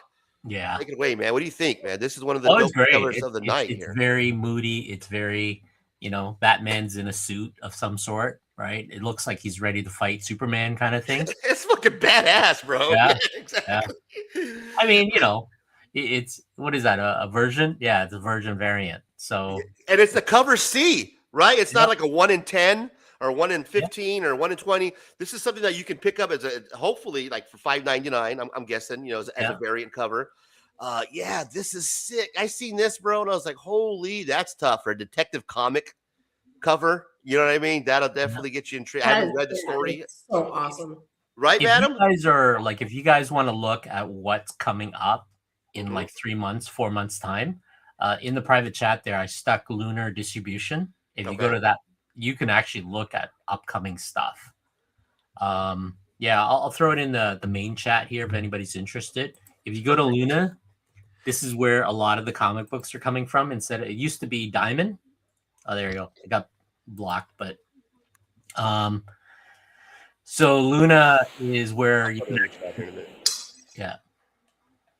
Yeah, we could go directly through the distributor. I saw that Comics Den was doing that now, one of their videos. I this is how I order my blanks ahead of schedule. I'm gonna be very interested in that link because me and Rob were talking about that. We saw the Comics Den video and they were purchasing directly through. I don't know if it was Luna or Penguin, but yeah. Well, what you do is you can actually see what's coming up, and you can actually see certain variants that says, "Oh, it's limited to 1 of 25," right? And you can actually hit up your LCS way ahead of schedule instead of the FOC or whatever they call that, final order call or something like that, or whatever they call it. I don't know why people don't do this. Is usually I just go like order months in advance, so I'm guaranteed to get that cover. Yeah, now you can get this sick ass that Detective Comic number 1105 cover. This is tough, bro. This is one of Yeah. the favorite covers of the night. I've seen this, and I don't know if it's his new costume that they're introducing, this armor, this Batman armor he has, but this is sick, man. Let's go over it. This is infected, contagious, and running out of time. With mere hours to go before Batman's mind and body are destroyed by the Lion's anti-fear virus, Batman takes drastic measures and steals himself inside an airtight suit to keep those around him safe while continuing his desperate search for a cure. But with the virus already taken hold and Batman's fears melting away, the world will soon see how dangerous a dark night without fear is. The courage that kills continues in this. It's at I can't even read. What the hell does that say? Penultimate chapter that will need to be seen to be believed. Oh, that's a hard word to read. Who put that in there? Holy shit. But this is Detective Comics, and that was number 1105. This is the author. Immortal, number 4. I came across this. I had to put a horror cover here. Cover by Alex Ekman, lawn variant. So this is the author, the Immortal cover. This is a sick cover, bro. A horror cover. I came across this one, and I don't know what intrigued me about it. I don't know if it was the multiple teeth, the look of the person from the inside that's upside down. I don't know exactly what drew me to this cover. Just something that I came across, and I was like, oh man, this is dope. This is whoever drew this had to put some time into it, because this is a sick ass cover, man. That is sick. Yeah, right. That is the definition of sick right there. Yeah. Sick cover, bro. Yeah. I mean, look at the fingertips, like the fingers themselves, like how he has like kind of the X-ray where you're looking through the bones. That's badass. Yeah, I'm disturbed. Yeah. Yeah, there you go. And it's getting dark, so thank you, Ray. Yeah. That looks like a really good ink wash too. Yeah, that is definitely a sick cover, Naomi. All awakens in the court of the Harlequin King, Hector and Althea. Search the wasteland. Sheila gets an email. So there you go, the author Immortal, and that is the cover B. So again, you can pick this up off your comic book shelf. New Comic Book Day, January 28th. It's not something that you have to look for special incentives or ratios. You can just, this is, cover B. Pick it up off the shelf. A sick cover, bro. The next cover up on the sick covers list for January 28th. So this is coming out for New Comic Book Day. So if you miss FOC already, you're going to have to go to the shop. Hope that you have it and come across a G.I. Joe number 18. And this is by cover B by Kendrick Kunka, limb variant. And this is a sick cover. This is a beautiful cover, actually. If you're taking a look here. This is a standalone appearance here. I do believe this is the first appearance of a different character, but this cover, I think it's Cover Girl. I might be wrong. Chat, help me out. Slock, do you know who this character is? This the Cover Girl character from G.I. Joe? Or Lady J? I think it's Lady J. Is it?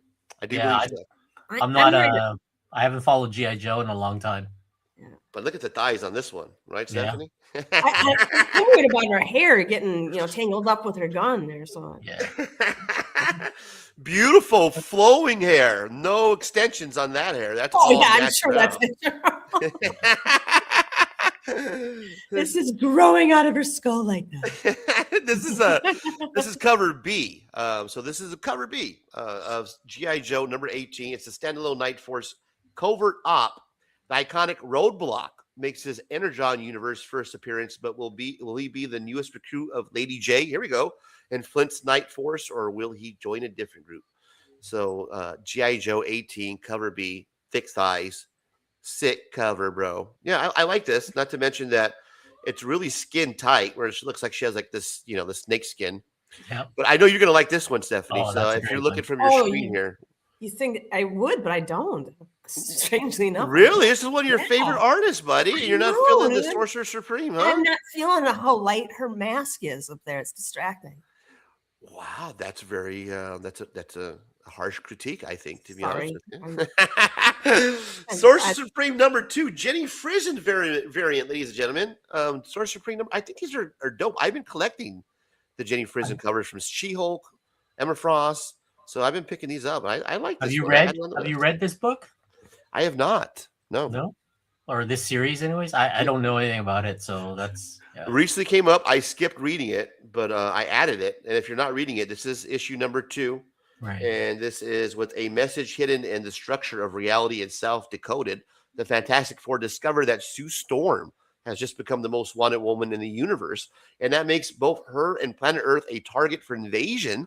Seeking to save both their planet and themselves, the Fantastic Four to build a fantastic new spacecraft to voyage into the unknown. But this necessarily means that their world and their families are left undefended, making matters worse. The Fantastic Four aren't the only ones who moved and found the message. There are forces here on Earth looking to take advantage. Looks like Sorcerer Supreme might be one of them. Issue number 2.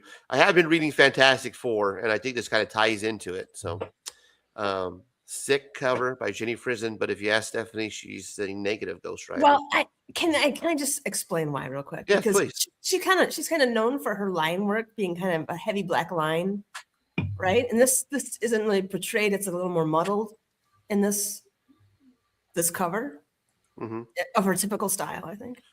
Yeah. Nothing with her at all.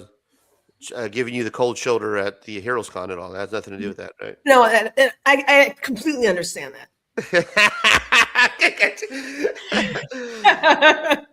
But that is the sick covers, bro. Thank you, ladies and gentlemen. Appreciate that.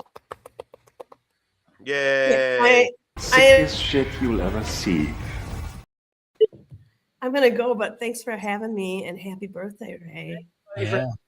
Good night, madam. I know it's late, so. Oh, thanks. I'm also making hearts with my hands.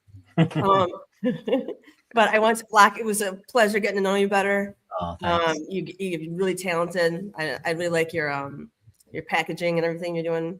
Yeah, my package. That's She likes your package, Locke. Everybody loves the package. Everybody That's the loves best the package. compliment a man can get. Thanks, Stephanie. And on that note, It comes with have a magnets. great night. You walked into that one, madam. If you're lucky enough, you'll walk into that one. Exactly. You got to clip that and save that for next time. Thank you, madam. Have a good night. Bye, you guys. Love you guys. Have a good night, buddy. Appreciate you. You got to clip that for next time. Exactly. If you guys are still out there, if you guys are into Star Trek,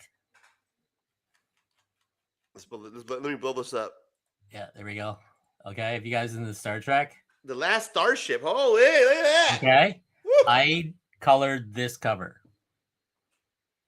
You colored the cover. Okay, so the artwork on the outside is not yours, but the coloring is yours. Is that? Yeah. So this cover is available. So you can actually see from IDW. So you're a colorist on top of being an artiste as well.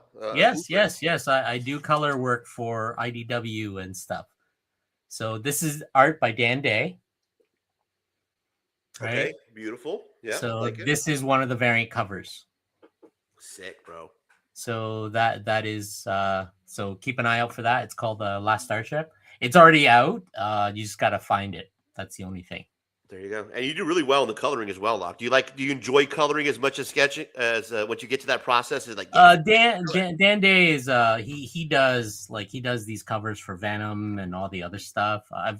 I've colored for Dave McKean and all the other guys too. So, but you know. And speaking of upcoming covers that are sick, oh, there we go. Let's not forget this here, ladies and gentlemen. If Larry's still here, we have what we have here is the Niobe. Is it Niobe 5 that you're issue working on? 5? Yeah, Outbreak issue 5. That's the last. Outbreak That's issue the preview 5. Yeah. Okay, I remember this. How long have you been working on this cover, Locke? No, this is all brand new. This is brand new. Okay, so the last one. Hang on.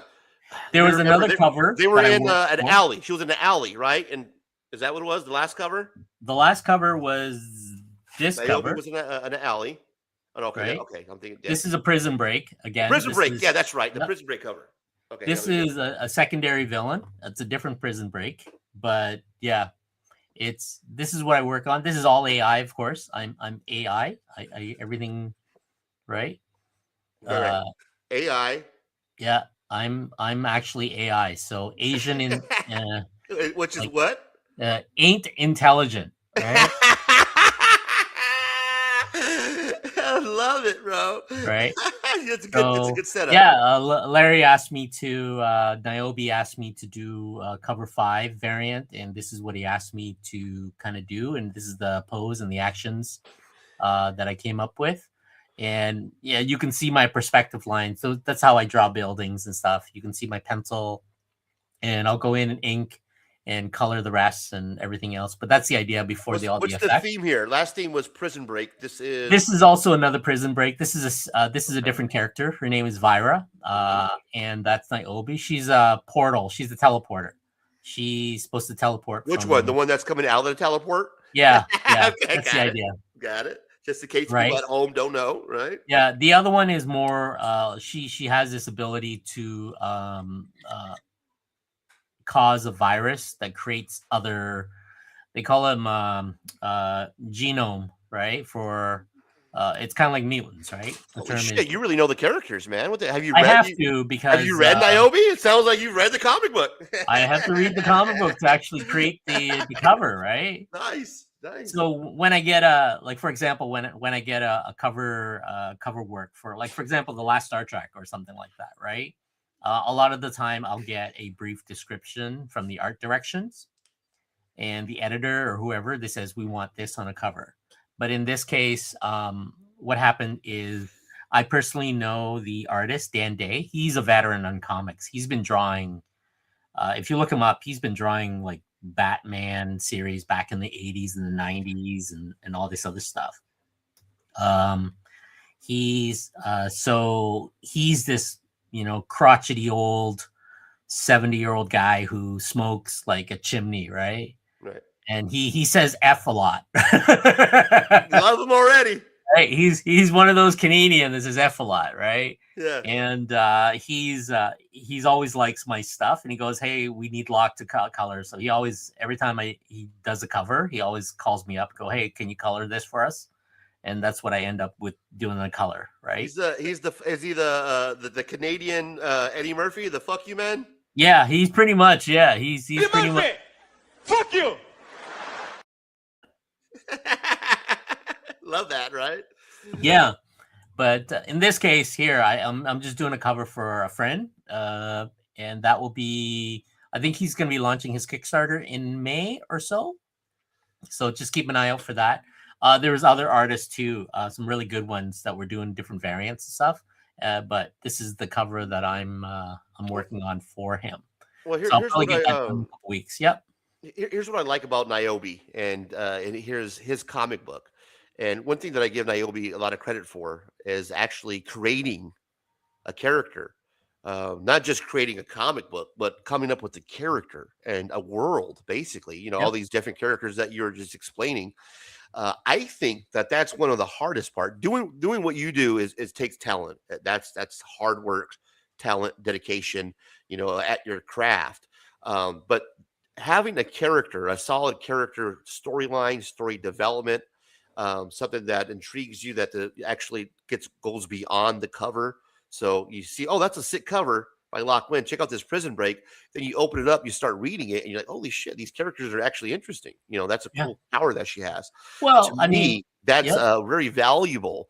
And one of the rants that I just came out with was that, I don't think that Mark Spears is a great writer.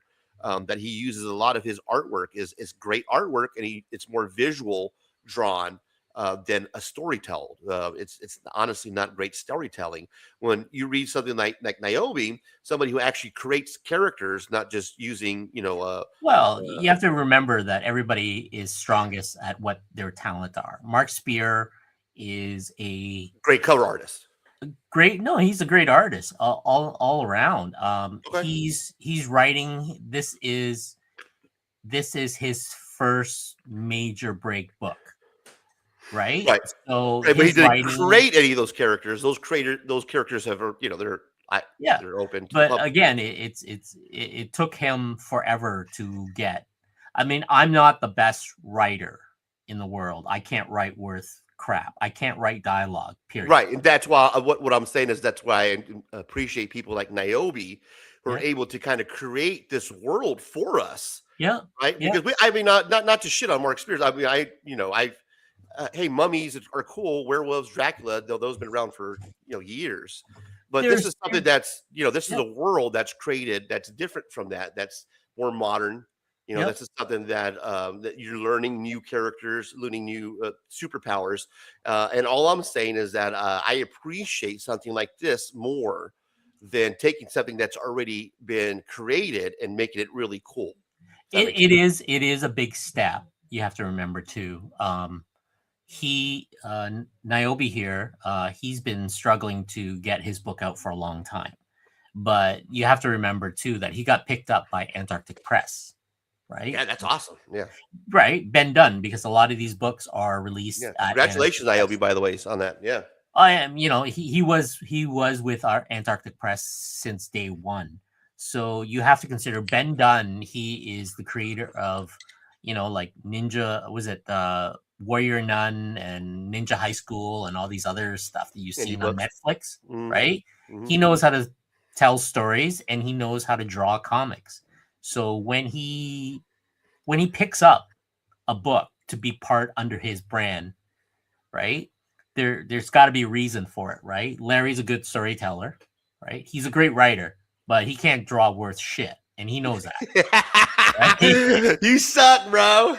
Right? I mean, he knows it, and he's going with what his strength is. He's writing these great indie books, and they're being picked up, and they're part of an Antarctic Press portfolio, and he's part with like that. That is something really hard for any artist to do.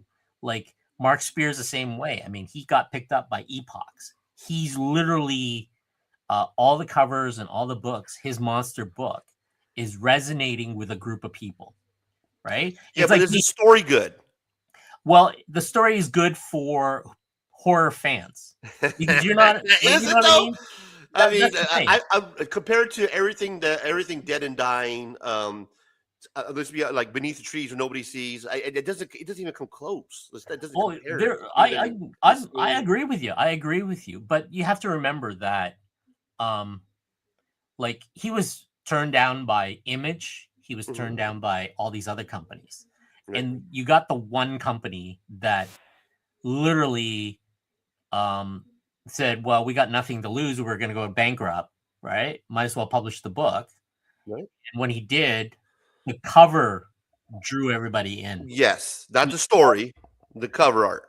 Right. The Universal Monster-ish, you know what I mean? He can't say Universal because Universal Monster is copyrighted by Universal Studio, right? Mm-hmm. Those monsters you see, the vampire, the Dracula, they look like him, but he's not calling them, right?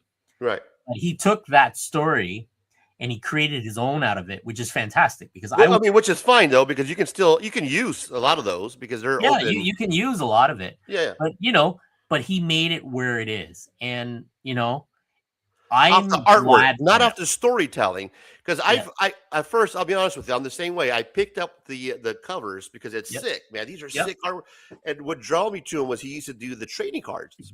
I'll be honest with you, before the Monsters comic books, he had the cards that came out, and I wanted those before the comic book. And then when the comic book came out, I was like, "Oh, that's going to be cool. If the artwork looks like that, that's going to be dope." And then he's writing it too, and I was like, "Okay, well, we'll see how that is." Right. The first couple of issues where it's like, okay, but I'll be honest with you, and I did a rant about this. I just after the 5th issue, it's not a good story. There's too many characters. You can't follow really what's. You got the kids that are looking for a soda pop machine. I don't know what they're doing. Five monsters that were living in a house that were like, it's like, the real world. They're flying for taxes. I don't know. It was all over the place. And then you got a monster hunter and a magic wizard. It's like it was too much. There's no character development. It's a slow burn. Right. Issue 9 comes out like in July. Yeah. Like, you know what I mean? So it was just too much. Like I couldn't. And then ninjas. So when it was not good, man. Compared to everything that's dead and dying, some of these hot new horror books that are out, what's the last one too? I'm trying to think of. I'm drawing a blank right now. I'll betcha. Here's what I think it is. Great horror, bro. I'll betcha right now. Exquisite Corpse. That's another good one. I think they're making a TV show. You know why these books are good? They have editors. Monsters TV show, right? They have editors. Right. for those So, I books. mean, he's a good cover artist and he's good at Yep. artwork, but I think that the storytelling is something that he's not great at. And if Yep. he would just work on the artwork and let somebody else tell the story, I Yep. think that would probably be a better comic book. I don't blame you, but right now, I want him to succeed. I see myself in Which him. he is, because he, no matter what, he will, because of Yeah. the art, no Yeah. matter what. He's about 40 something, I believe. Right. And he's been struggling for a long time. So, as from an artist perspective, you want to see him do good, like financially. You want to see him like he Yeah, deserves- exactly. right? Because What he's I'm doing what saying I is, was doing.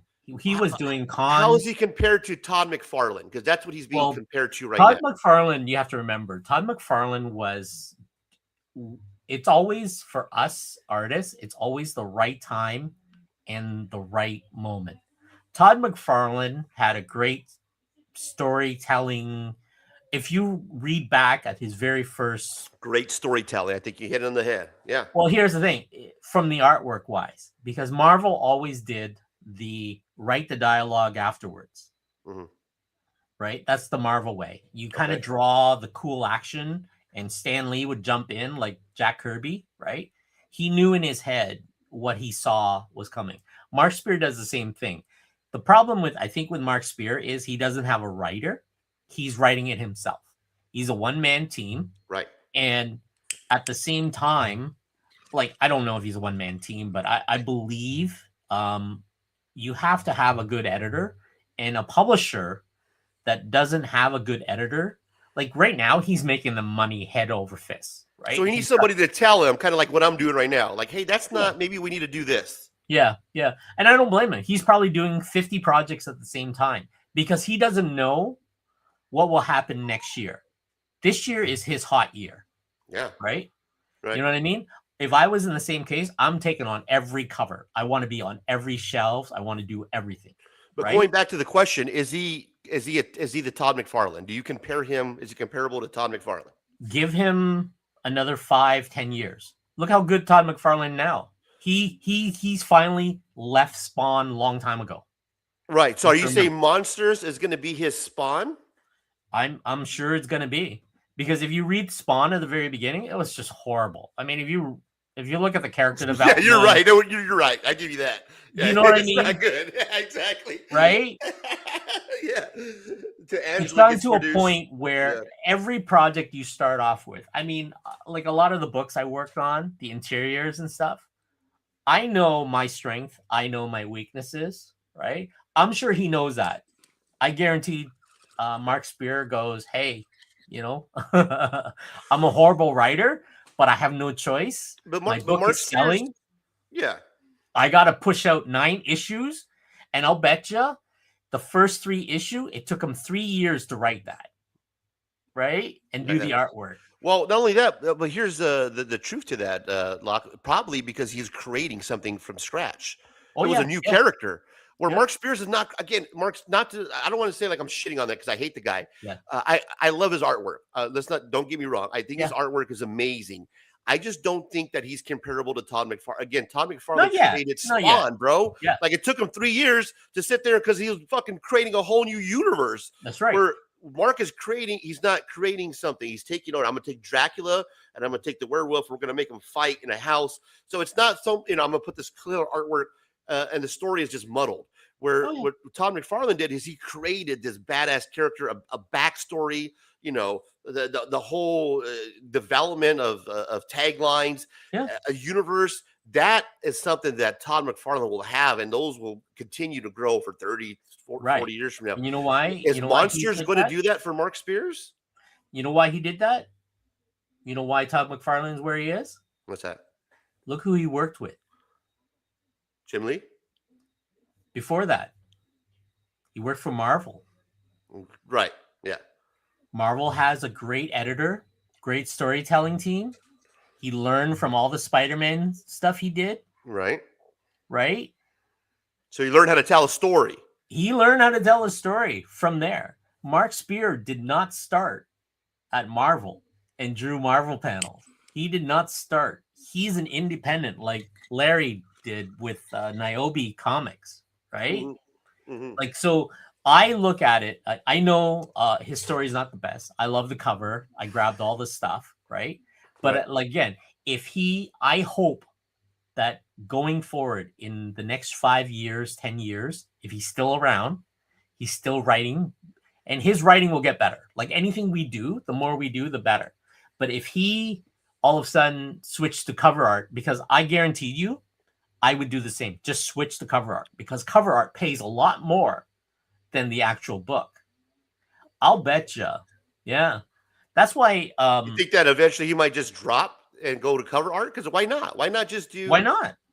Because if you're other than he's trying to prove that he can write, yeah, you know what I mean. If it be considered, like I can do this too, like a Todd McFarlane. You know what I mean? I'll bet you anything. It's probably because the publisher goes, "Hey, Mark, right? We need 20 issues. We'll sign you up for 20 issue." And he goes, "Well, I only drew the first 3 issue. Yeah. Now I signed the contract, right? Now I got to write 20 stories. Oh, I'm going to throw in ninjas. Next one, I'm going to throw in a guy with a hockey mask with a sword, right? You know what I mean? Now they're doing their taxes. Yeah. You know what I mean? Because a lot of the time, us artists are working on project per project. We didn't think that far ahead, right? It's like ninjas. With Todd and the Image crew, they had Marvel background. They had, you know what I mean?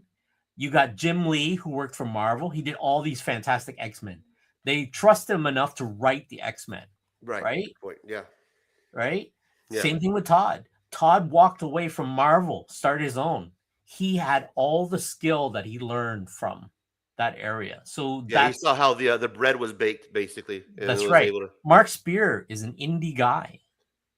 He wrote stuff, but nobody edited it. Maybe his wife looked at it, who isn't experienced. Maybe a couple friends looked at it. Dope, bro. Yeah, exactly. Right? So you consider that, right? We buy comics for entertainment purposes, right? I have no problem, right? I know his writing might suck, right? My writing, I guarantee I know I suck at it, right? Yeah. But I knew when I was doing panels, I was doing interiors. It was a grind. Yeah. It was. So you're learning. You're basically getting some experience. Yeah. From doing it was a grind. You know? Yeah. You had to think ahead, page turn. You had to think about splash pages. You got to make sure it's cool. Make sure the reader holds. If you look at his interior, it looks beautiful. Right. And then you start reading it. Yeah. Right. You start reading it, then you're like, oh, they need an editor. Yeah, exactly. Right? I'm glad that you said that, because I feel like I was the only one on this island here. No, I don't think so. Everybody has their strengths. I mean, and weaknesses. Granted, they're great covers. The artwork's it's fun. It does look cinematic when you're flipping through the pages. You know, it has its own unique style. Just you know, the writing's not all there. But here's the thing, too. It's selling. It is selling. And I heard that he is actually working with Todd McFarlane on Spawn 77. I don't know when that's supposed to come out. I heard about it last year. Yeah. So this is how I know about it is because I heard about it last year. Yep. So it makes me think. I know making comic books themselves, obviously, because maybe you can help me out here. It's a process, right? It is a process. So, but why is it taking it so long for him to come out with this from a year ago? Well, the thing is, his process itself, right? He models and creates those 3D images. That's what they are. If you go back, but Locke, we've seen blind bags where he's 180 covers. Why is it taking a year to do one Spawn issue? Well, it's probably because Todd's going through the story. And that's here it is. I was trying to set you up for it. There. Do you think Todd got the pages? He's like, okay, this is sick artwork, and then he started reading it, and he was like, well, here's the thing. I don't think Mark's writing the story. I don't think Mark. I think he is, Locke. I think that from what I was, maybe it's changed now, but from originally when he was promoting a year ago, and I shit you not, man. I remember them talking about him writing and doing the artwork on Spawn 77. Oh, wow. Now, I think that they put a writer on there because I think my speculation is just because of that he did write it because that's what originally was supposed to happen. And Todd took a look and was like, let's bring in You know what I mean? I'm sure that would probably happen because I would too. I mean, you have to remember, Todd controls everything. Yeah, because it's his image. It is literally his creation, exactly. right? I would too. I mean, if I went up to Niobe and go, "Hey, let me write one," I've never written a comic book, right? Yeah, and he might go, "Fuck no." Right? Right? You're writing your next issue. Yeah, exactly. Exactly, right? I understand. Like, I'm like, well, what if I write a plot? And he goes, "That's better." Right? I'll get a writer that, you know what I mean? Yeah. We want to get to that level. We want to, like, as an artist, we want to be able to, I want to get a writing credit, but a writing credit is kind of like, I kind of wrote the plot, the pace of the book, right? Gotcha. I rather have somebody who is experienced.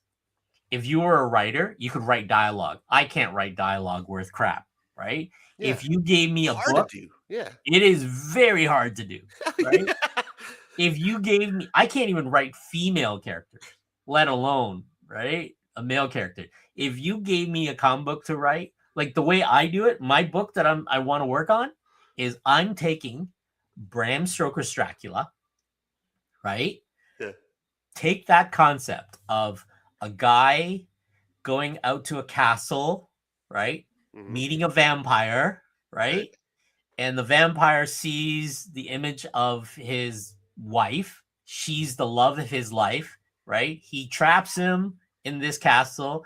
He goes out to that location and tries to take on that girl. You know, it's a love story, right? Yeah, right. So imagine that, but I'm taking that and I put that in feudal Japan. Samurai. Nice. What if? Like the what if scenario, right? Yeah. That's all it is. What if this happened in feudal Japan? So you got a shogun who lives for thousands of years in this, like, under the mountain of Fuji, you know what I mean? The volcano. And there's villagers that are just don't trust this shogun, right? And you are a new samurai. You are sent out to try to whatever. And right, I love samurai. I love horror, right? Yeah. It's the same thing with Mark Spear. But they're trying to make them, to do the dialogue. It's a great idea. But then you start writing it, and then you're like, okay, I can't do it. Yeah, exactly. Right? What do you think? You know, like what do you think? You know, I love that. I can take anything and put it in a. You know what I mean? That's all it was. That's all it was, right? Mark, like what he did. This is his first published book. I'm assuming, right? This is his own. Yeah. He's gonna look back in 10 years and he goes, "Fuck, that is so horrible writing. I should have did this. Yeah, I should have did that." Exactly, right? And at the same time, like, I'll bet you anything, his contract was, I know he didn't get paid a lot for his monster books, right? Because when he signed over the contract, they probably took on like 5 issues, and he did the 5 issues. Right. Then because his book sold like crazy, they came back and says, "We're going to give you a little bit more. Give us." And we're going to do a blind bag and do 197 more of them. Right. And if you look at it, they're all like, everybody's doing blind bags, right? I still see the Halloween ones. Yeah, I got one right here. I got one right here. Whatnot. Yeah. Right. I wait because I know he's hot right now. Yeah. Give it 3 months. Those blind bag will be back to $2.99 in the dollar bin or whatever the stuff is. I know a guy who spent $2,000 trying to catch the unholy grail. Yeah. But you know what? Crazy. I would too, man. I would too. Would you? If you had that kind of really? All right. If and they're selling for like 10, 15,000. I think I've seen one of the unholy sold for. Yeah. Yeah. Hey, who asked Holly, a new friend of the channel who's hanging out with us the very first show back for my hiatus. She is a creator herself. Check out her channel. Who asked Holly? One of her channels. She just got here catching up. Hello, everyone. Thank you for stopping by. This is Late Night After Hours. Welcome. I got Lock Win here, Mad Monkey Love. Welcome to the show. Welcome, Holly. Appreciate you stopping by. Thank you. Yeah. Appreciate that. Welcome to the show, people. Welcome to the show. On top of that, it is my birthday. I turned the big 47. Welcome to the party, pal. And I like to party. Because I like to party. Wait until you hit the 50, man. Everything hurts after that. No. You young pup. You young pup. You young pup. So thank you, Holly. I appreciate you stopping by. Anybody who supports the channel, please support her. Give her a follow, a like, subscribe, all that good stuff. Thank you. Appreciate the birthday wishes. Appreciate that. Yeah, we're having a good time, just nerding out. You want to see the what I just finished? Yeah, what do you got?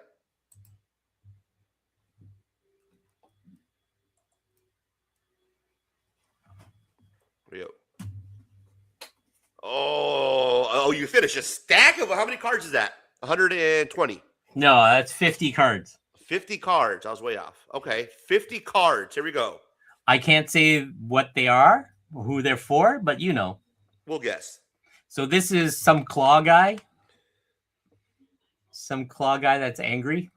All right, let me cue it up. Claw guy that's angry, ladies and gentlemen. All right, next one. This one is this is Kiss, I believe. It's Gene Simmons with the long tongue. Yeah. Next one. This is a red version of Gene Simmons. All right. This is some Spike guy. It's a rock band, so he's part of the band, right? It looks like an 80s rocker, right? Like real. He's an 80s rocker, yeah. Kind of like that Euro trash, right? Yeah. This guy is he's jerking off. Real Todd McFarlane like pose, but you know, Todd McFarlane, there's a lot of poses. So This guy's holding a banana.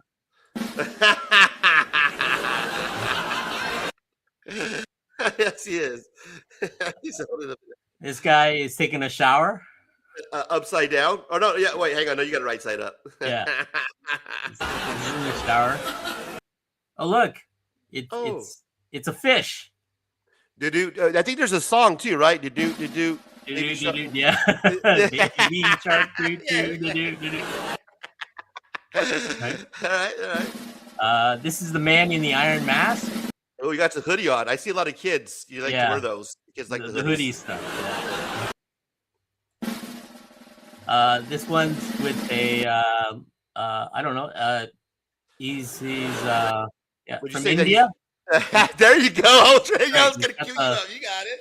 That's all right. This late night. Yeah. This is his brother. Your audience. Yeah. That's his brother. That's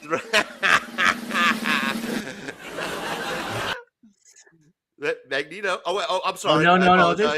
This guy's trying to change a light bulb. With his mind. That's right. With his mind. Yeah, I got it. He's a stapler. This guy's a stapler. There you go. Mean mugging. Yeah. Yeah. A very bald man with a diamond, Yeah, I look like early Razor when I used to shave my head. Before the suntan. Exactly. Skull Lady. Skull Lady, yeah. The lights washing out some of the stuff. So as you can see.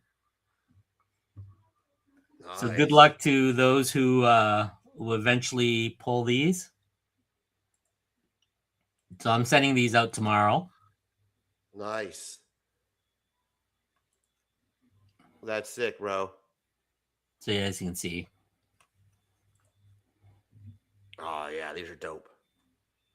The rest is all women. I decided I was drawing the guys first, and all of a sudden I said, "Hey, I should do all the girls." Exactly. Oh man, good stuff. Yeah. Oh, that's my laugh. There you go. Good stuff. All right, let me make it small. Yep. Well, that's good stuff, man. Thank you. Give me 1 second. I gotta step away for one moment, Lock. Give me one Yeah, moment. no worries.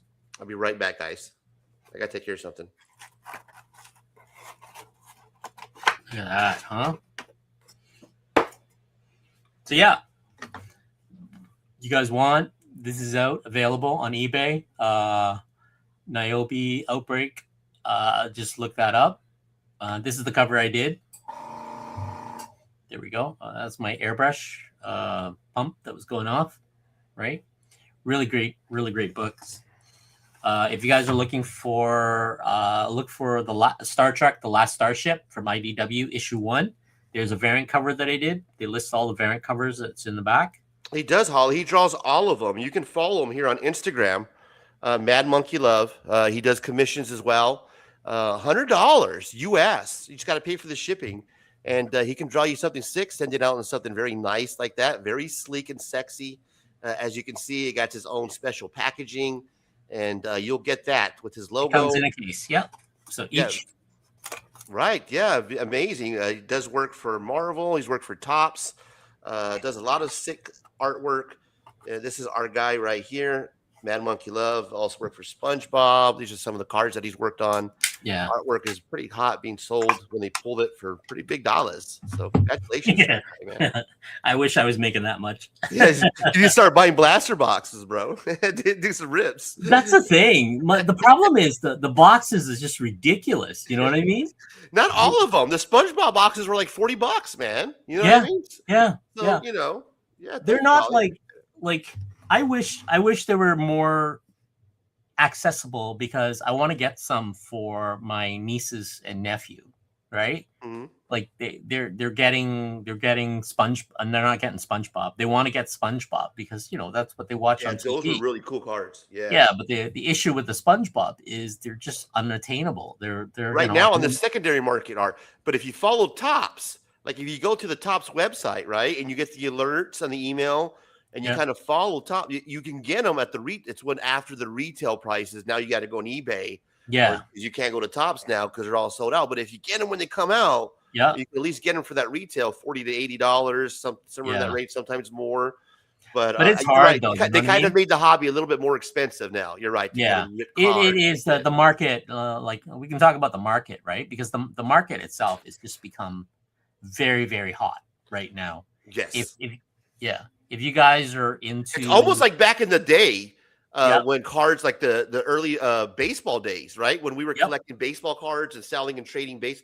It's kind of like that now. It reminds me of that with the sketch cards and pulling these blaster boxes. It's a little more expensive, but it kind of brings back that nostalgia of the early collecting days where you're like, oh, you're not sure if this is going to be a hit. Now because they have the one of ones, or you know what I mean, the sketch cards. You're like, it's a hit. You're like, yeah, exactly. You know what I mean? Right. It's become I don't know. I got lucky because I was turning down the sketch card gig for a long time. Okay. Like literally, because you know me, I was designing the card layouts and stuff like that, right? I was doing the cards themselves, designing the cards and putting the foil on, and all the layouts and stuff, right? But like I have samples of box designs because that's what I do, right? Yeah.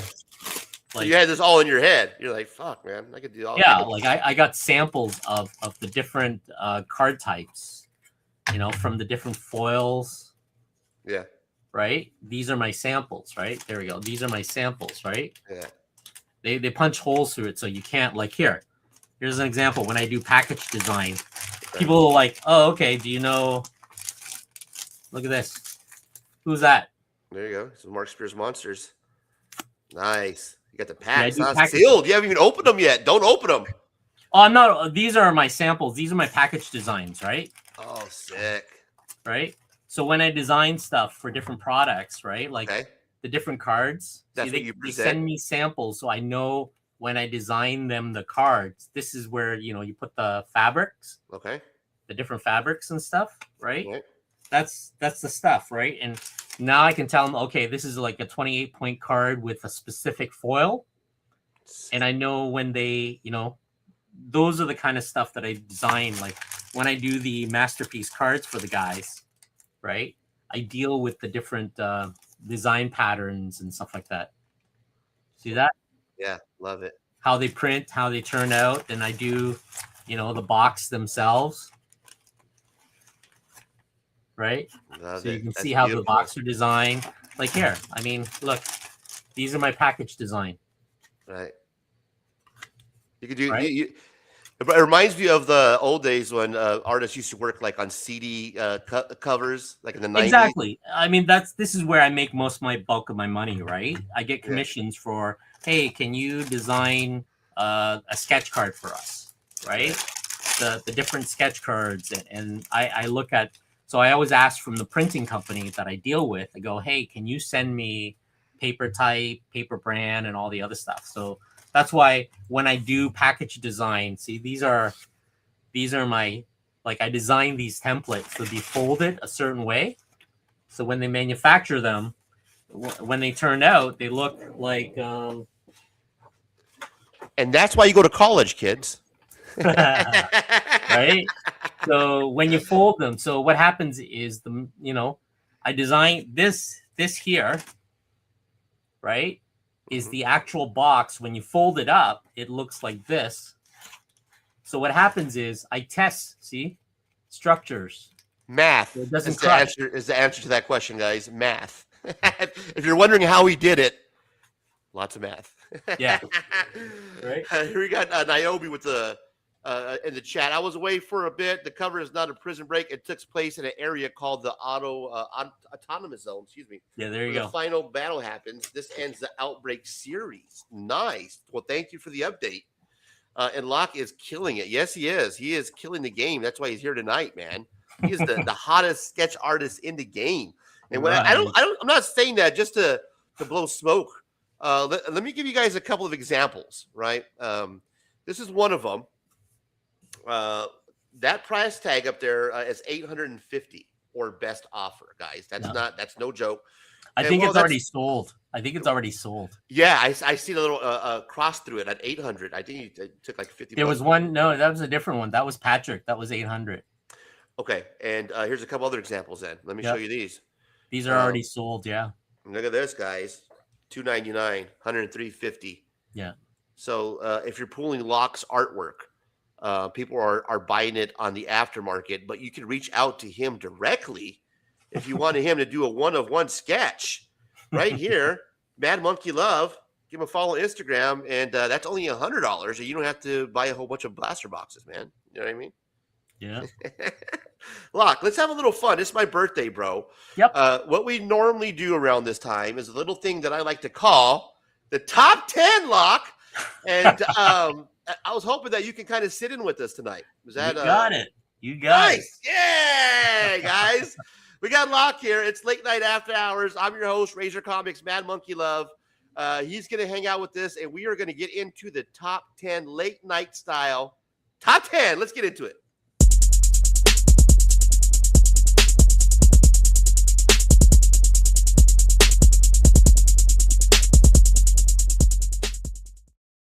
What's tonight's top 10? Well, that's a great question. I'm glad you asked it, Locke. Tonight's top 10.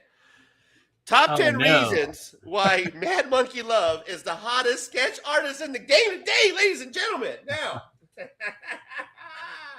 I get an applause? Yes. I know. Thank you. The laugh, the applause. Thank you. All right. We all lined up. Now, to read tonight's top 10, normally I would read the top 10 and you guys would all laugh or pretend to laugh.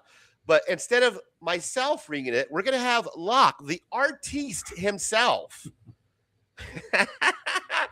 Are you ready for this, Locke? I'm not quite sure you're ready for I'm not ready for anything. I'm not ready for this, for sure. Well, here we go. I appreciate it. Here we go. Top 10 feel like it's Mean Tweet. You know, it's Mean Tweet with Jimmy Kimmel, and you're Jimmy Kimmel. Or let's do it, brother. Here Top we go. 10 reasons why Mad Monkey Love is the hottest sketch card artist in the game. Let's start off with number 10. Other artists draw cards. I draw Auction War.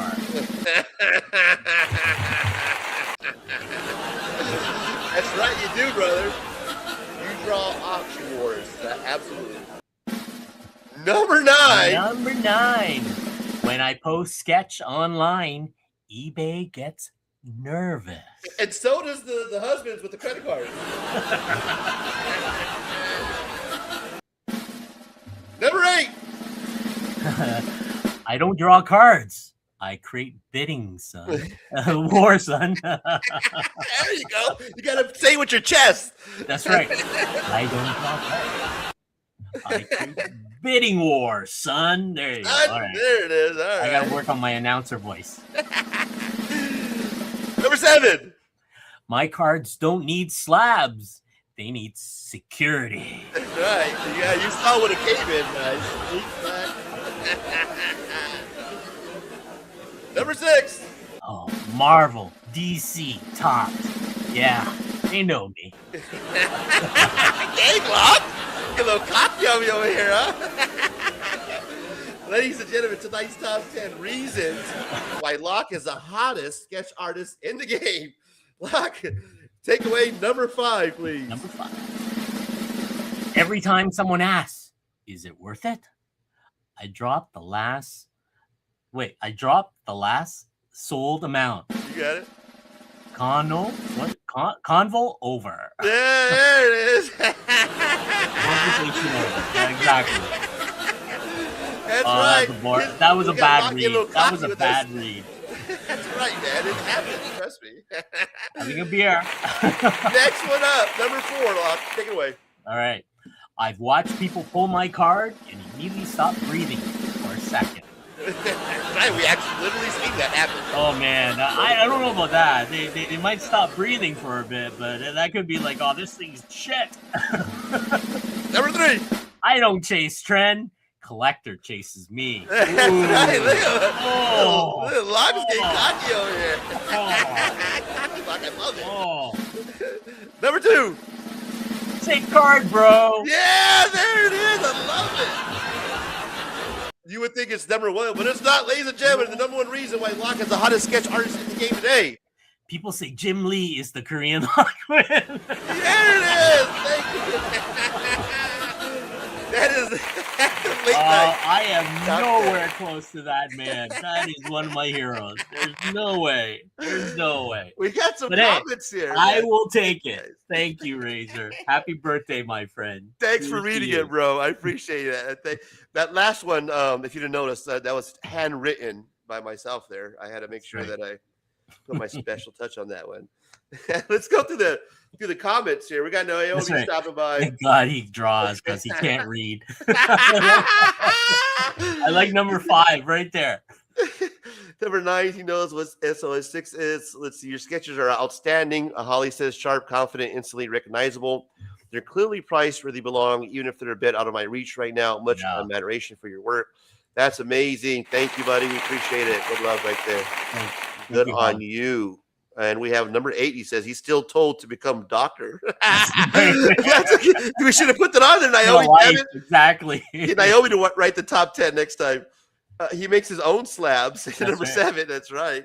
Number 6, OPP. Yeah, they know me. There you go. See, that's how you read it, Locke. Number 5, thank God he draws a cause because he can't read. I like that one. That's my favorite one. Lockley. Lockley. There you go. Good stuff, man. You know, it's we've had a good time. The people, Locke, let the people know where they can follow you at, man. Anytime you search for Mad Monkey Love, you'll find me. A lot of time you can actually reach out to me on Instagram. If you don't hear from me, that is usually because I cut myself off from social media and I'm working on a project. What are you working on currently? Anything that you can share with us? I am cutting down a lot of Top's project this year. I'm hoping to do a lot less. Last year I did a lot. So you're going to see a lot of announcements from Star Wars to Fantastic Four to what you call it, Deadpool series. I can't wait for that. That's going to be dope. A bunch of Marvel stuff. And I chatted to you earlier. I'm going to do for a lot of people who don't know, Razor is a big fan of GPK or Garbage Pail Kids. Yes. And as a friend, what I'm going to try to do is I'm going to draw four cards that are GPK, his favorite characters. Once I draw those 4, I will scan those. Okay.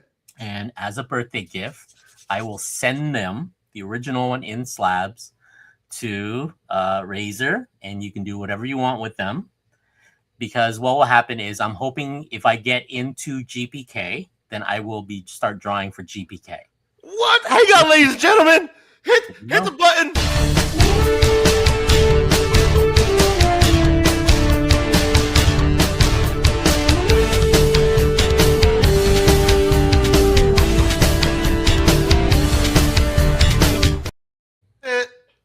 That's worthy of the breaking news. Absolutely.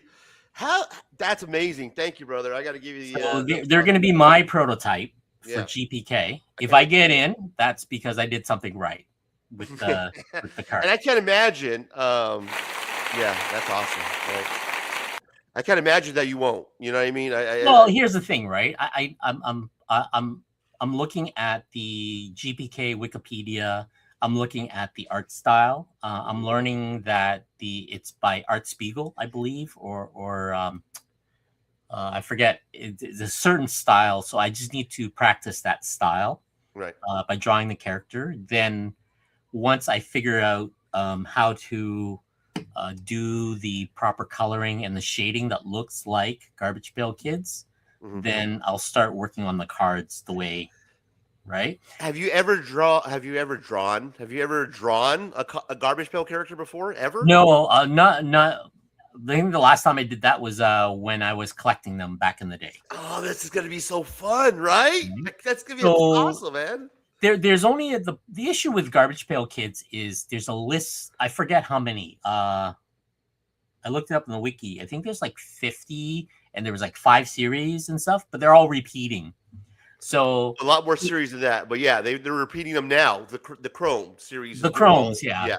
So, for example, what's it? Something Decay and all the other stuff. Ray Decay. That's my favorite. All the Rays, but Ray Decay is my favorite. Yeah. Yeah. So I need to figure out a way to draw it my your style instead of copying the card, right? But it has to be a GPK, the chubby face. It has to be that. So I need to come up with little gags that they do. Yes. On those characters, right? Right. The Grim, the Grim one. Grim Jim. Yeah. Grim Jim. Yeah. He's a Grim Reaper, so I need to come up with little gags of that, but fit it in that space, right? Bruce Lee, another one of my favorite Bruce characters. Lee, yeah. I was thinking of doing the Jackie Chan or the Miyagi. Black that would be sick. Yeah, good idea. But I need to figure out the pose for that, those kind of thing. But what I'm gonna do is I'm gonna test on using markers on a card, and I'm gonna test and see if I can make that pink looking GPK shape. Yeah, do I Cabbage use Patch style? Yeah, do I use color pencil, or can I get away with it using Copic markers and stuff like that? That's going to be the fun part, figuring it out, right? The first part of this is for any projects. I have to do my little bit of research and my testing of, can I make is the hand chubby enough? Because I've drawn Marvel so much that I tend to do everything in angles. A lot of my stuff is very sharp.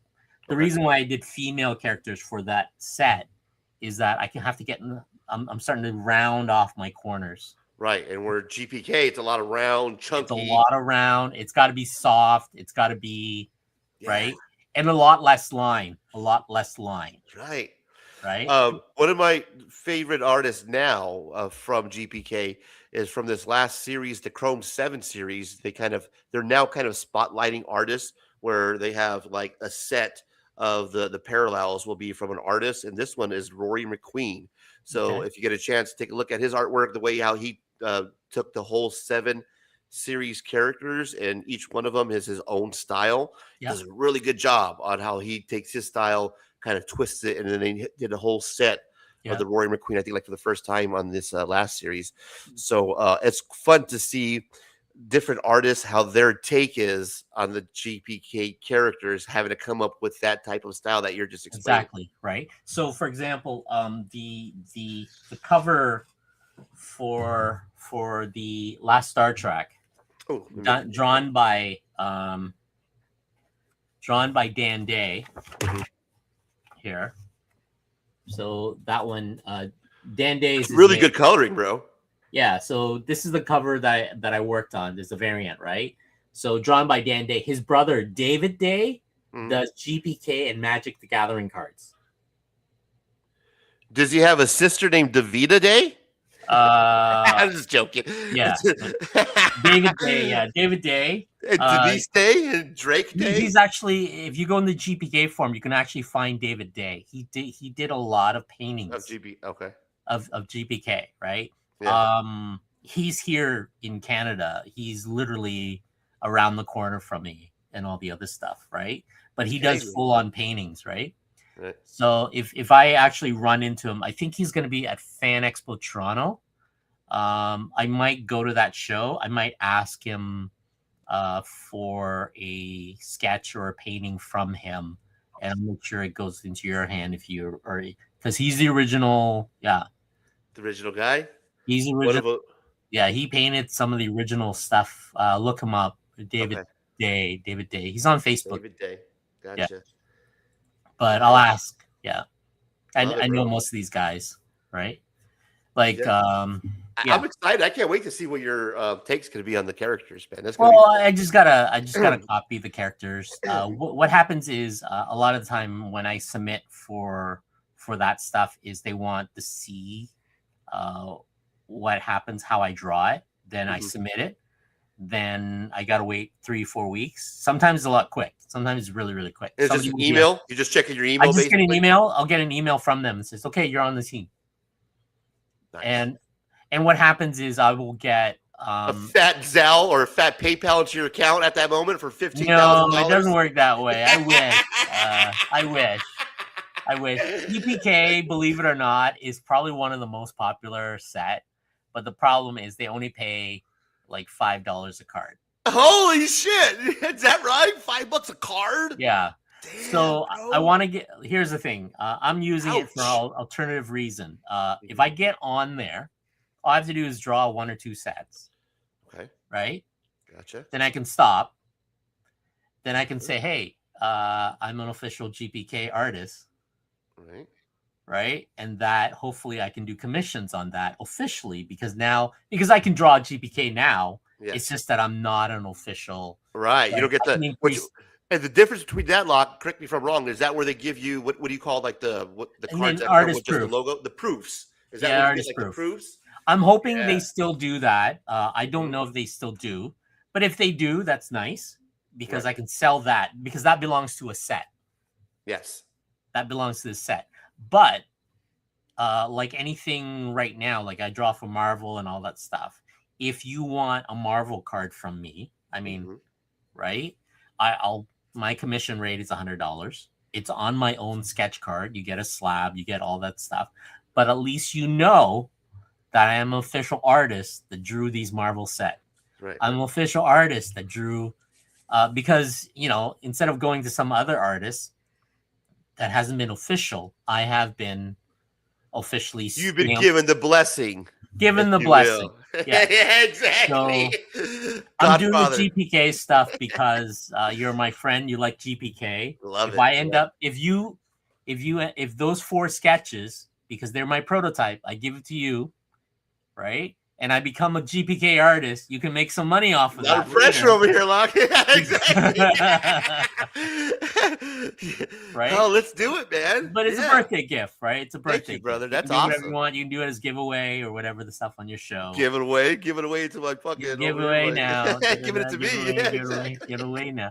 It's your call. I'll start working on it sometime next week. I'm gonna start working on the covers for Niobe Outbreak there. We can push that to the side. Don't worry about that. Let's get working. Oh no, right? I got to do my research. I got to do my tests. I got to do a whole bunch of tests. I got to figure out how to do the shadings and look at the way.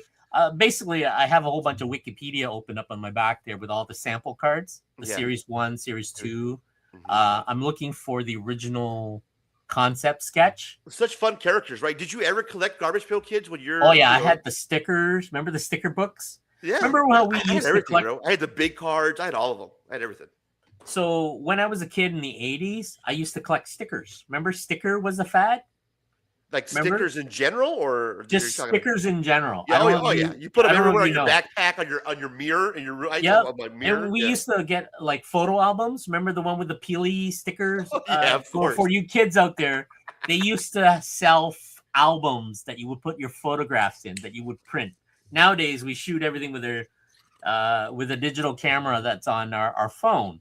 Back then, you actually had to go out and get a real camera with 35 millimeter film. And drop it off to a stranger and have them develop it, and they looked at Yep. your pictures while they You would send it off. So they used to sell these albums. They used to sell. You have to look at your grandpa or, your granddad. We used to have photo albums, and we take pictures and we stick them in these binders, and the binders themselves had a cardboard and this sheet of plastic that peels off, and it would stick all the stickers. Remember, sticker was a fad.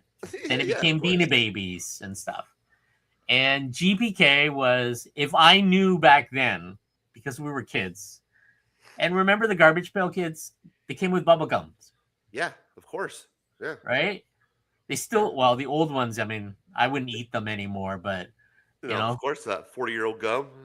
Yeah, 40-year-old gum. But that's, they were 25 cents a pack. For $1, you would go. And they were mainly for nerds too, right? Like nerds. They were just for kids. They were for kids. Remember, I walk into my variety store. Yeah. Right. They had blind bags of comics for 50 cents. You get 3 comics, right? You get. Remember those Hubba Bubba gums for a penny? Yep. Right. Yeah. Remember those with the little comic strips and stuff? We would. Yeah. For $1, you got a lot. My thing was I would get a pack of Bonkers, the watermelon Bonkers. I don't know if you remember those. Pack of watermelon Bonkers, and then not the mystery bag of comic books, but rather the Archie Digest. Oh, the Archies. Which was like $1.25. So the $1.25 for the Archie Digest. I think it was like 75 cents, maybe 50 cents for the Bonkers, right? Yeah. And then I usually had like $5 or something.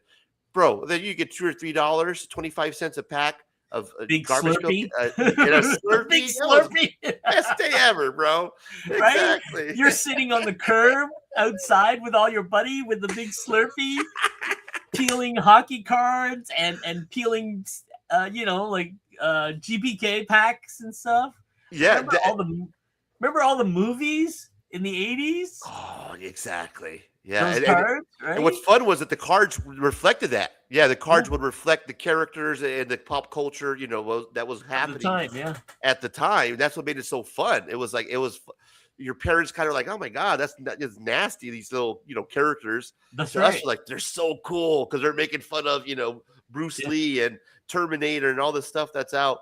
The school tried to ban it. Remember? Yeah, people tried to. Garbage Pail Kids got sued by Cabbage Patch people. And I remember that when I would buy the pack of cards, the only reason I really got into them is because my cousins were collecting baseball cards. Yeah. And I wasn't really into baseball. Like I never collected baseball cards. Like that was never my thing. I never collected sports cards, but I collected Garbage Pail Kid cards because I loved, the characters, the kind of like, a little kind of forbidden, and you felt like hey man, I got booger, boogers. They had garbage can. They had because remember they were making fun of because the girls had the Cabbage Patch Kid. Yeah, the doll. Right. Remember how crazy that was? My sister wanted one. My mom was fighting some lady in Sears. Remember Sears? Or Kmart or something, fighting to get a doll, right? Exactly, the redhead doll for Christmas. Are you kidding me? Right? And us boys, like, we didn't have any of that. We didn't want any of that. So Garbage Pail was our rebel, right? Well, and that's when I learned how to put your at the time your cards into the note binders, the Yeah, we had the sleeves. binders. Yeah. You're collecting the set now. Then you're trading because you got 4 of Bruce Lee, and you need another character. So now you're trading because you need that A character. So it made it a whole hobby, and that's when it started to grow. And I think there's a 16 series originally. Yeah. And every year, you would go buy garbage pail. I remember going to Circle K, and they would have the hobby box up there. And I was always thinking, man, I wish I could just buy that whole box. I wish I could just afford. And hey, how much can I just take that whole? And now that I'm older, we're buying the hobby boxes. But I never owned one when I was a kid. But that was always a dream of mine. To this day, I never vividly had that experience of hobby boxes. That it was buying the whole always box. an open pack. It was always an open pack. Loose packs. Yeah. Yep. You would go into your LCS. We finally got an LCS later. Mm-hmm. Then it was most of the time you were picking up from on your way out like it's like Walmart, but Kmart. Remember Kmart? Oh yeah. Sears. And the smell of Hubba Bubba. It was always there, right? You would pick up a pack.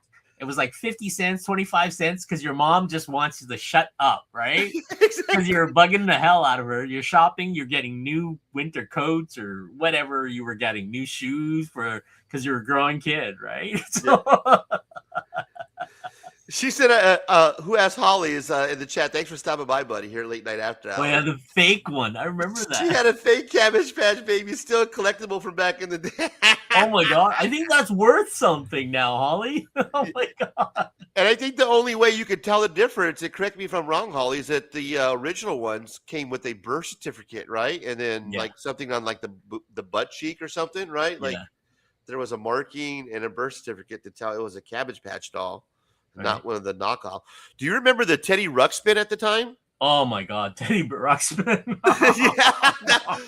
That thing. If you pick up the original Teddy, the original one, have you lifted it? Have you felt how heavy? Oh, I never got around to those. It's like they took a stereo because it was like a tape recorder, and they just wrapped a teddy bear around it. It was the same thing.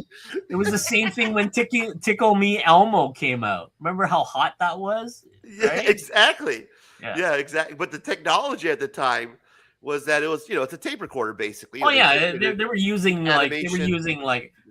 nuclear waste to power the damn thing, right? The battery would melt, right? Remember how long if you didn't change it out, the thing would melt, right? Exactly. Yeah. Right? You pick it up and you got like battery acid all over the place, and had to recall it, all that, right? I remember that. Love those toys of the 80s. Yeah, that was one of the ones my sister had, and I remember vividly how heavy it used to be. I'm like, it was a fucking heavy to carry that thing around. Wasn't just like carrying a regular teddy bear. You had to lift it like this and carry it with you because that some bitch was heavy. My sister got an easy bake oven. Oh yeah, the original one to burn the shit out of one. You plug it in.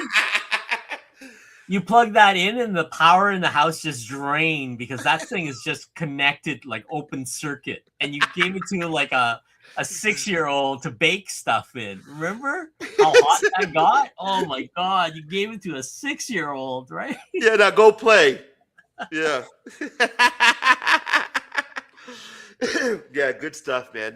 That's what ripping packs now. Like when I rip packs, there's nothing like ripping a pack of Garbage Pail Kid cards because it takes you back to those days of being a kid and ripping the wax packs. And it's a fast way to consume and enjoy a piece of artwork. You open up the pack of cards. There's not a story behind it. It's just the story is right in front of you. It's just the artwork. It's the character. You're consuming it and you're moving on. And it's something that started off for me back in the 80s with Garbage Pail Kids. That's for, now you have the Pokemon and you have all the sets that Topps buys the rights to and, create cards off anything. But for me, back in the day, originally, it was about the Garbage Pail Kids and how the wackiness and the silliness and the Well, I think that's what we collected. I think the card market boomed over the pandemic. Yes, blew up. Huge. Yeah, it blew up. It blew up. It's still, you know what? It's still, I think it's cheaper than getting into comics. It is. That's a good point you make there, Locke. You know what? I found that to be the case. Is it because it's, even though the blaster boxes are kind of expensive, it's cheaper than buying a stack of comic books on New Comic Book Day? but at the same time, it's also easy to store, right? Because I can store 100 and something cards in a box, right? Yeah, there you go. You know what I mean? Yeah. It's easier to store compared to, like, I got half cases all over the place here. Short boxes or long boxes. Yeah. The short boxes, right?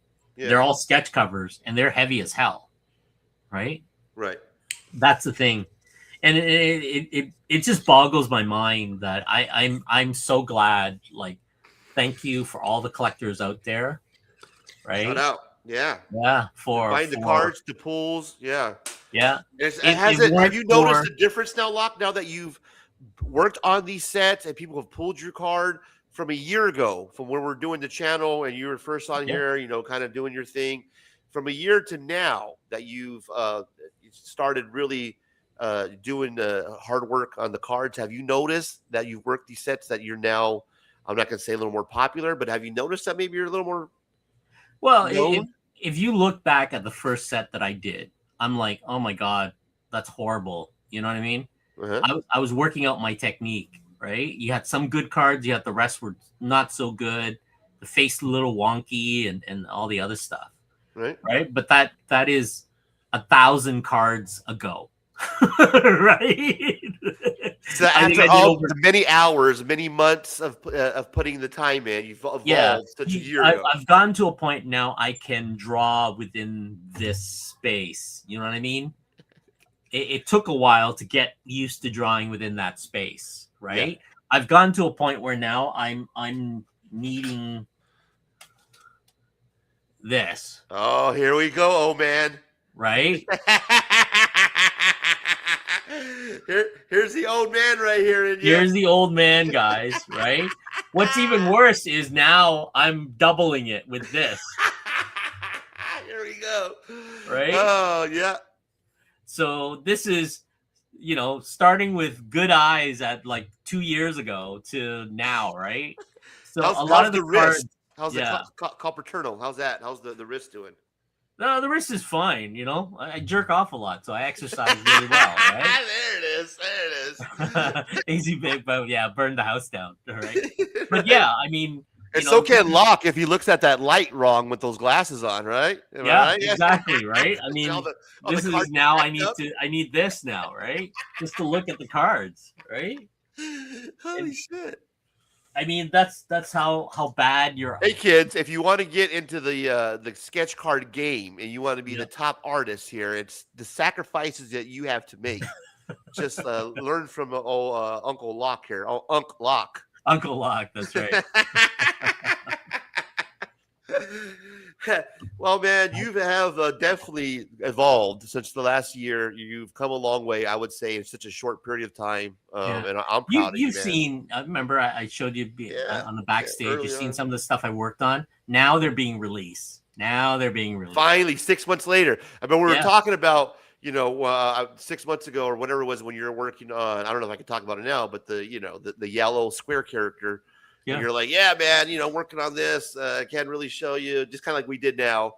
And then it finally came out. And then I missed the Topps release. And because I didn't have the cash at the time. And I looked back on it, I think it was like $40 for the blaster box. Maybe I'm wrong.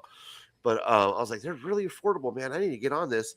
And not even the very next day, like literally the same day that they released, people on Whatnot were pulling like, oh, man, I was sitting on Whatnot like, oh, no, I got to go get it. And then they're gone. They're sold out. Damn it. That is the weirdest market I've ever been on, right? And the thing was, it took a while from Upper Deck to go. Upper Deck kept bugging me because I was designing their layouts for the cards. And they go, you got to do some sketch card. You got to do some sketch card because they saw my cover work. And you can draw it. And I said, I don't want to. I don't want you. They bugged me for a whole year. Really? Because they were like, we'll give you $35 a card. I'm like, nah, that's pretty good though, right? I mean, that is very good. That's a good rate. Yeah, that was a good rate at the time when I was starting out, right? Yeah. And I think I'm too high now. That's why I don't do a lot of Upper Deck. I think the last set I worked on was the Batman series.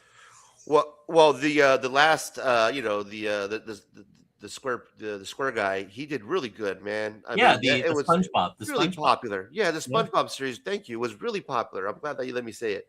But now that you've worked on it, yeah, the SpongeBob series It's is really released, popular, right? man. You can say whatever, right? Yeah, thank you. But I mean, it's really popular because when I was on Whatnot, people were buying spots for a $40 blaster box. Yeah. And when I talk about spots, guys, if you're kind of new to the ripping game, I mean, paying like anywhere from if you depending on the card value, what they think that they're going to pull, they can start as low as $10 to go as high as $100. Well, some start at $1.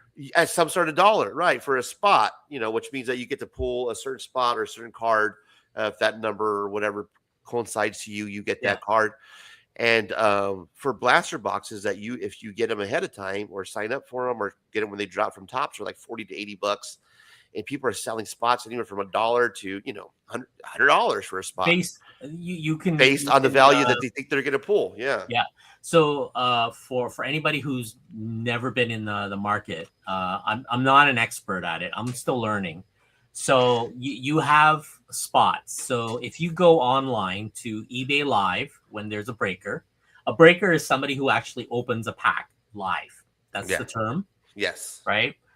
Or Whatnot. Whatnot is the most popular. Whatnot was the one that did it first, right?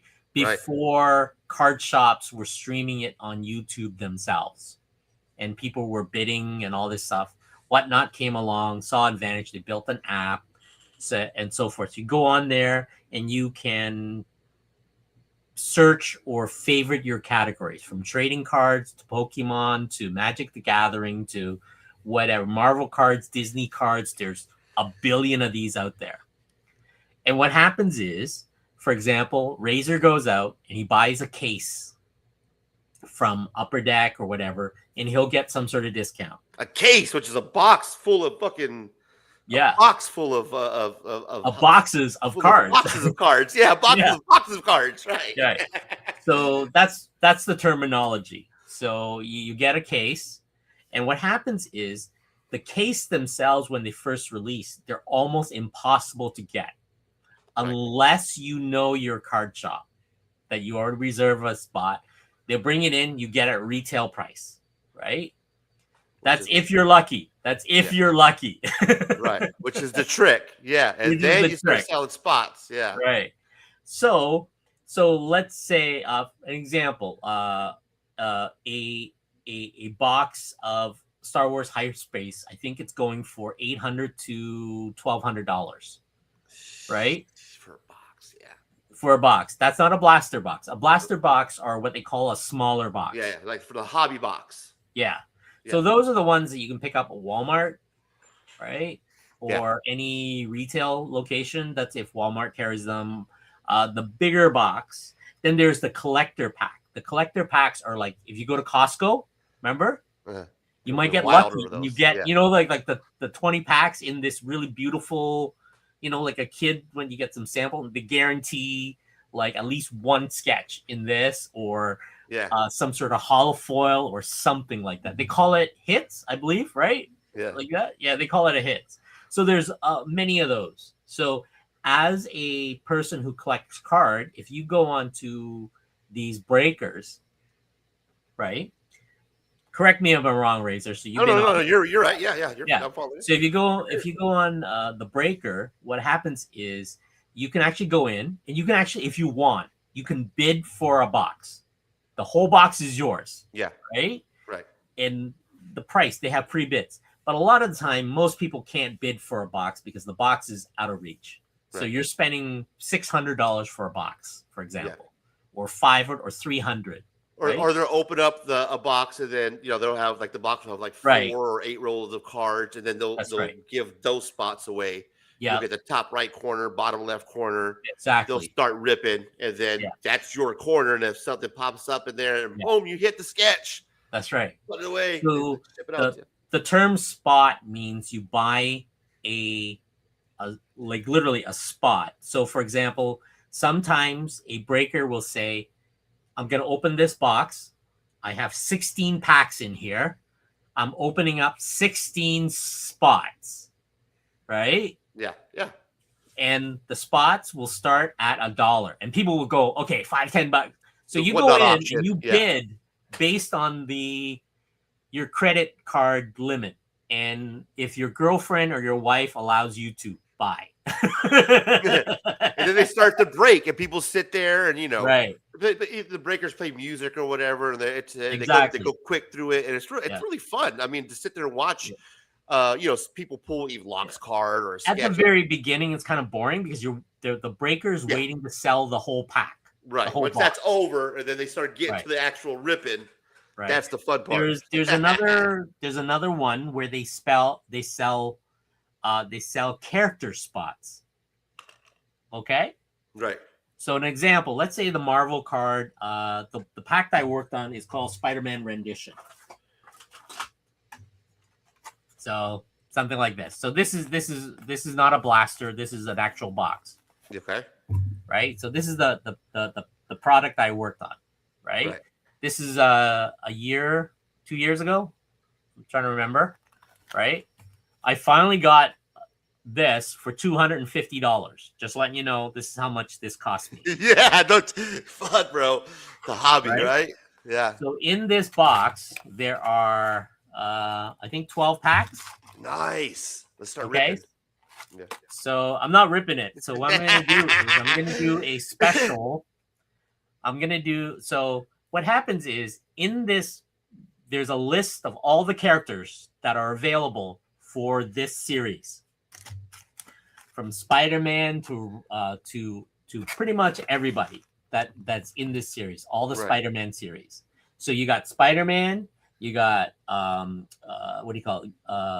The Kraven the Hunter, you got Doc Ock, you got the Vulture, you got Mysterio, you got all sorts of these characters. And you know what's already in the box, the characters that are in the box, right? So you already know the character in the set. Yeah, the set. So right? You're basically gonna say, hey, I want Spider-Man or whatever. Right. So for example, if you want Spider-Man, if you're a character collector, if you want villains, let's say your favorite character is Spider-Man or Venom, for example.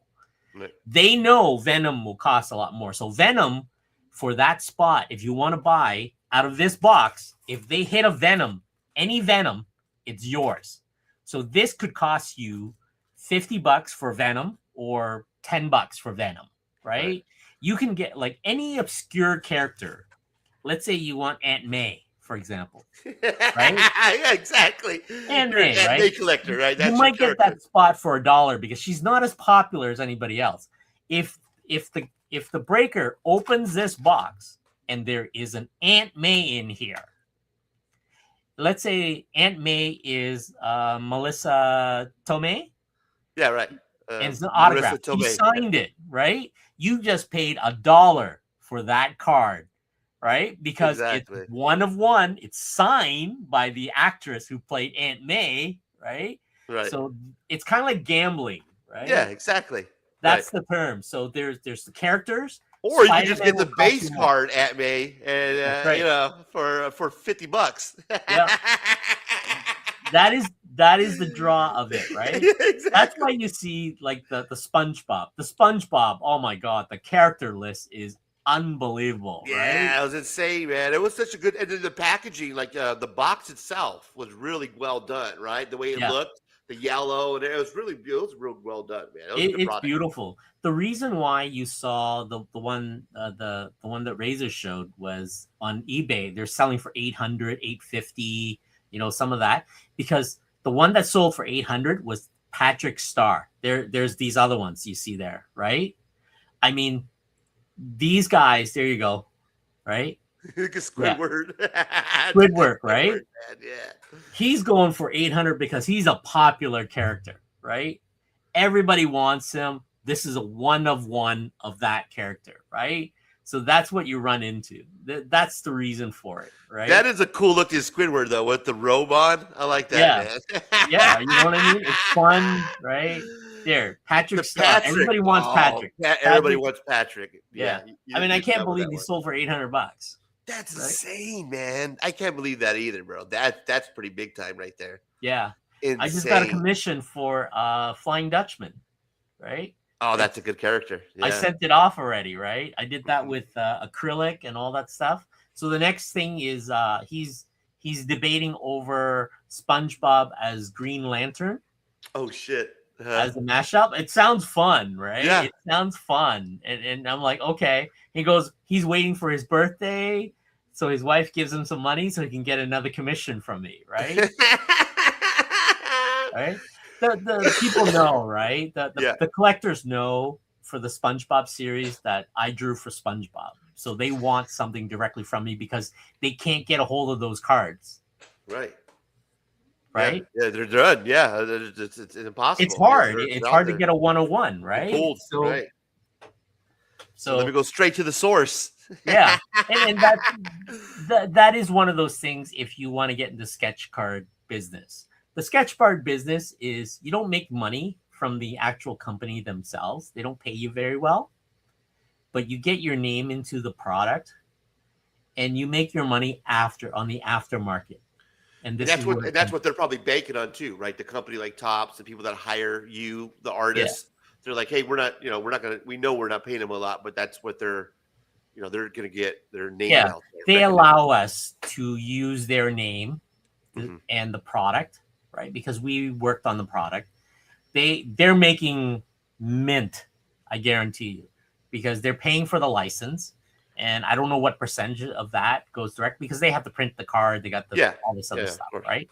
I know they're making a lot of money because look how many products they're releasing, right? Look how popular it is, right? Oh, man, yeah, Topps is always coming up with some good stuff now. Right. And at first it was like, baseball cards, and then they took over GPK, and then now it's like they took over everything, man. They got Star Wars, they got licensing almost for everything that's hot that's coming. Yeah, they're just smart. I mean, there's sketch card artists out there for the sports market too. Right? And Topps is kind of like, I mean, if you think about it, as far as card collecting, I mean, who's bigger? Topps is like, it's like Marvel, DC, like it's Topps, right? That's that name, that it's recognition. Like, when it comes to collecting cards, you think Topps, and like you would think comic books, you think Marvel, DC.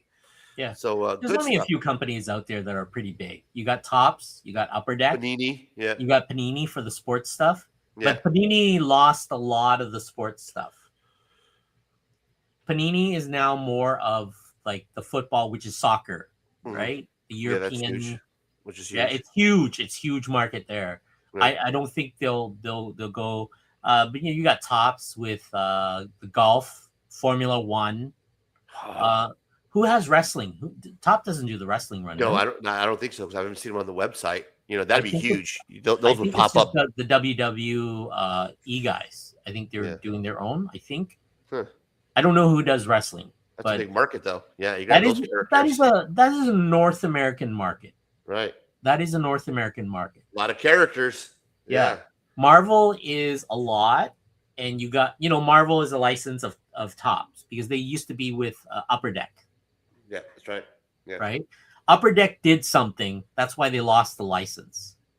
Yeah. They dropped the ball on that. That's huge. Well, that's the thing, right? And Topps pitched them something. I don't know what it was.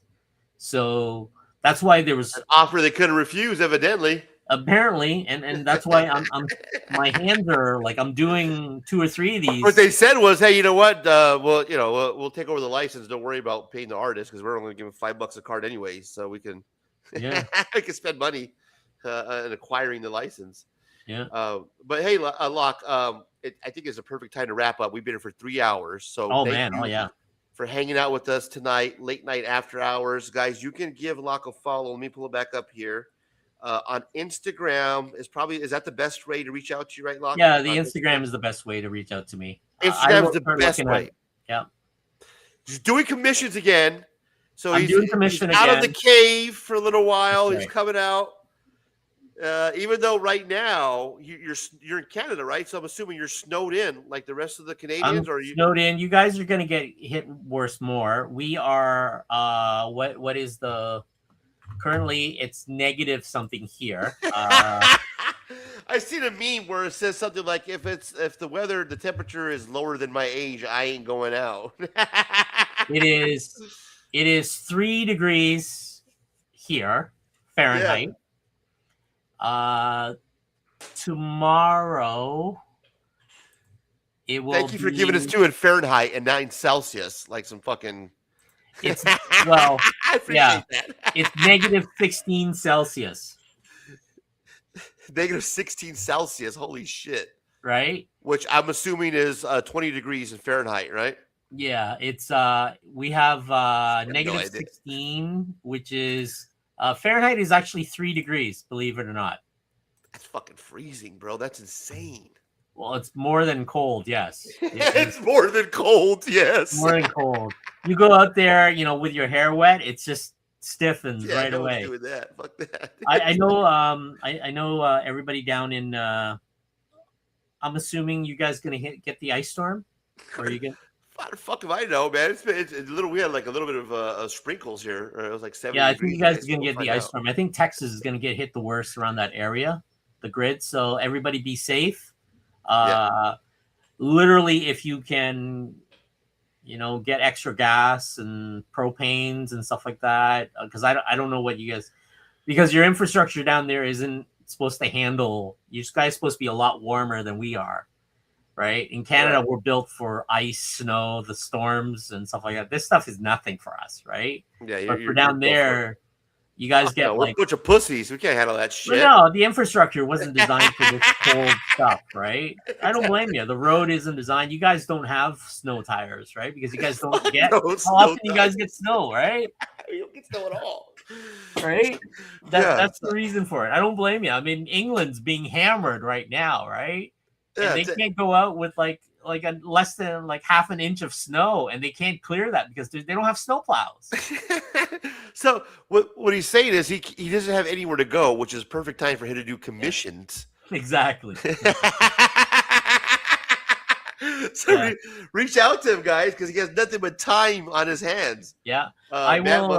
Just reach out to me, guys. If you guys are interested in commission, my price is about $100 plus shipping. You get a custom case with it. So I put everything in a case like this, right? It's magnetic clip, and everything comes with a slab. So that's a sketch card from me. It's authentic, one of one, right? Whatever I draw, that's it. If you don't hear from me, sometimes that is because I'm in the East Coast, and sometimes I shut off my social media because I am working on deadlines and projects.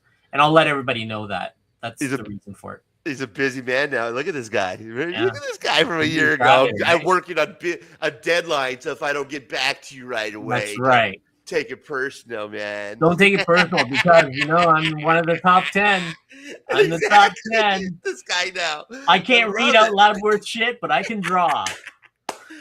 Oh, hey, bro. I appreciate you hanging out with me on my birthday. It was so awesome of you to stop by.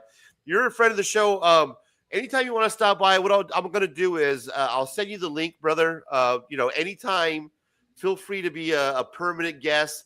Anytime I have the show, I'm going to send you the link. It doesn't matter what's going on. If you feel like you want to pop on and just hang out, you are now a permanent guest here at Razor Comics. At any moment that you want to come on, you'll have the link, and I'll make sure I send it to you every week. If you're up late, you want to sit there and draw away. I love to have you. We love to have you. Don't go anywhere. Hang out with me for a little bit if you can backstage before you get out of here. I appreciate you. Guys, follow this man on Instagram. Give him a follow. Let me thank everybody, especially Niobe, who stopped by earlier today. Thank you so much. Of course, Holly, that's here, our new friend. Give her a follow. She has her own station, her own channel. Excuse me. Steven Spock, 2290, my guy. Steven Spock. When we think of Steven Spock. What about homosexuality, Tony? You like men, huh? Love you, Steve. That guy, me and him go back and forth on reels all day, just inappropriate reels. So love you for stopping by, my brother. Thank you for everybody watching the replay. If you watch the replay, please smash the like button. Drop a comment if you can. Subscribe to the channel because it really helps your boy out. And follow Lock Mad Monkey Love. Of course, Mad Monkey Love. When those come together, they make beautiful sketch. And he is the top sketch card in the artist now. Ladies and gentlemen, thank you so much for stopping by. We will see you next week. And until next time, check you later. Check you later. Some say love is a razor that leaves your soul to bleed.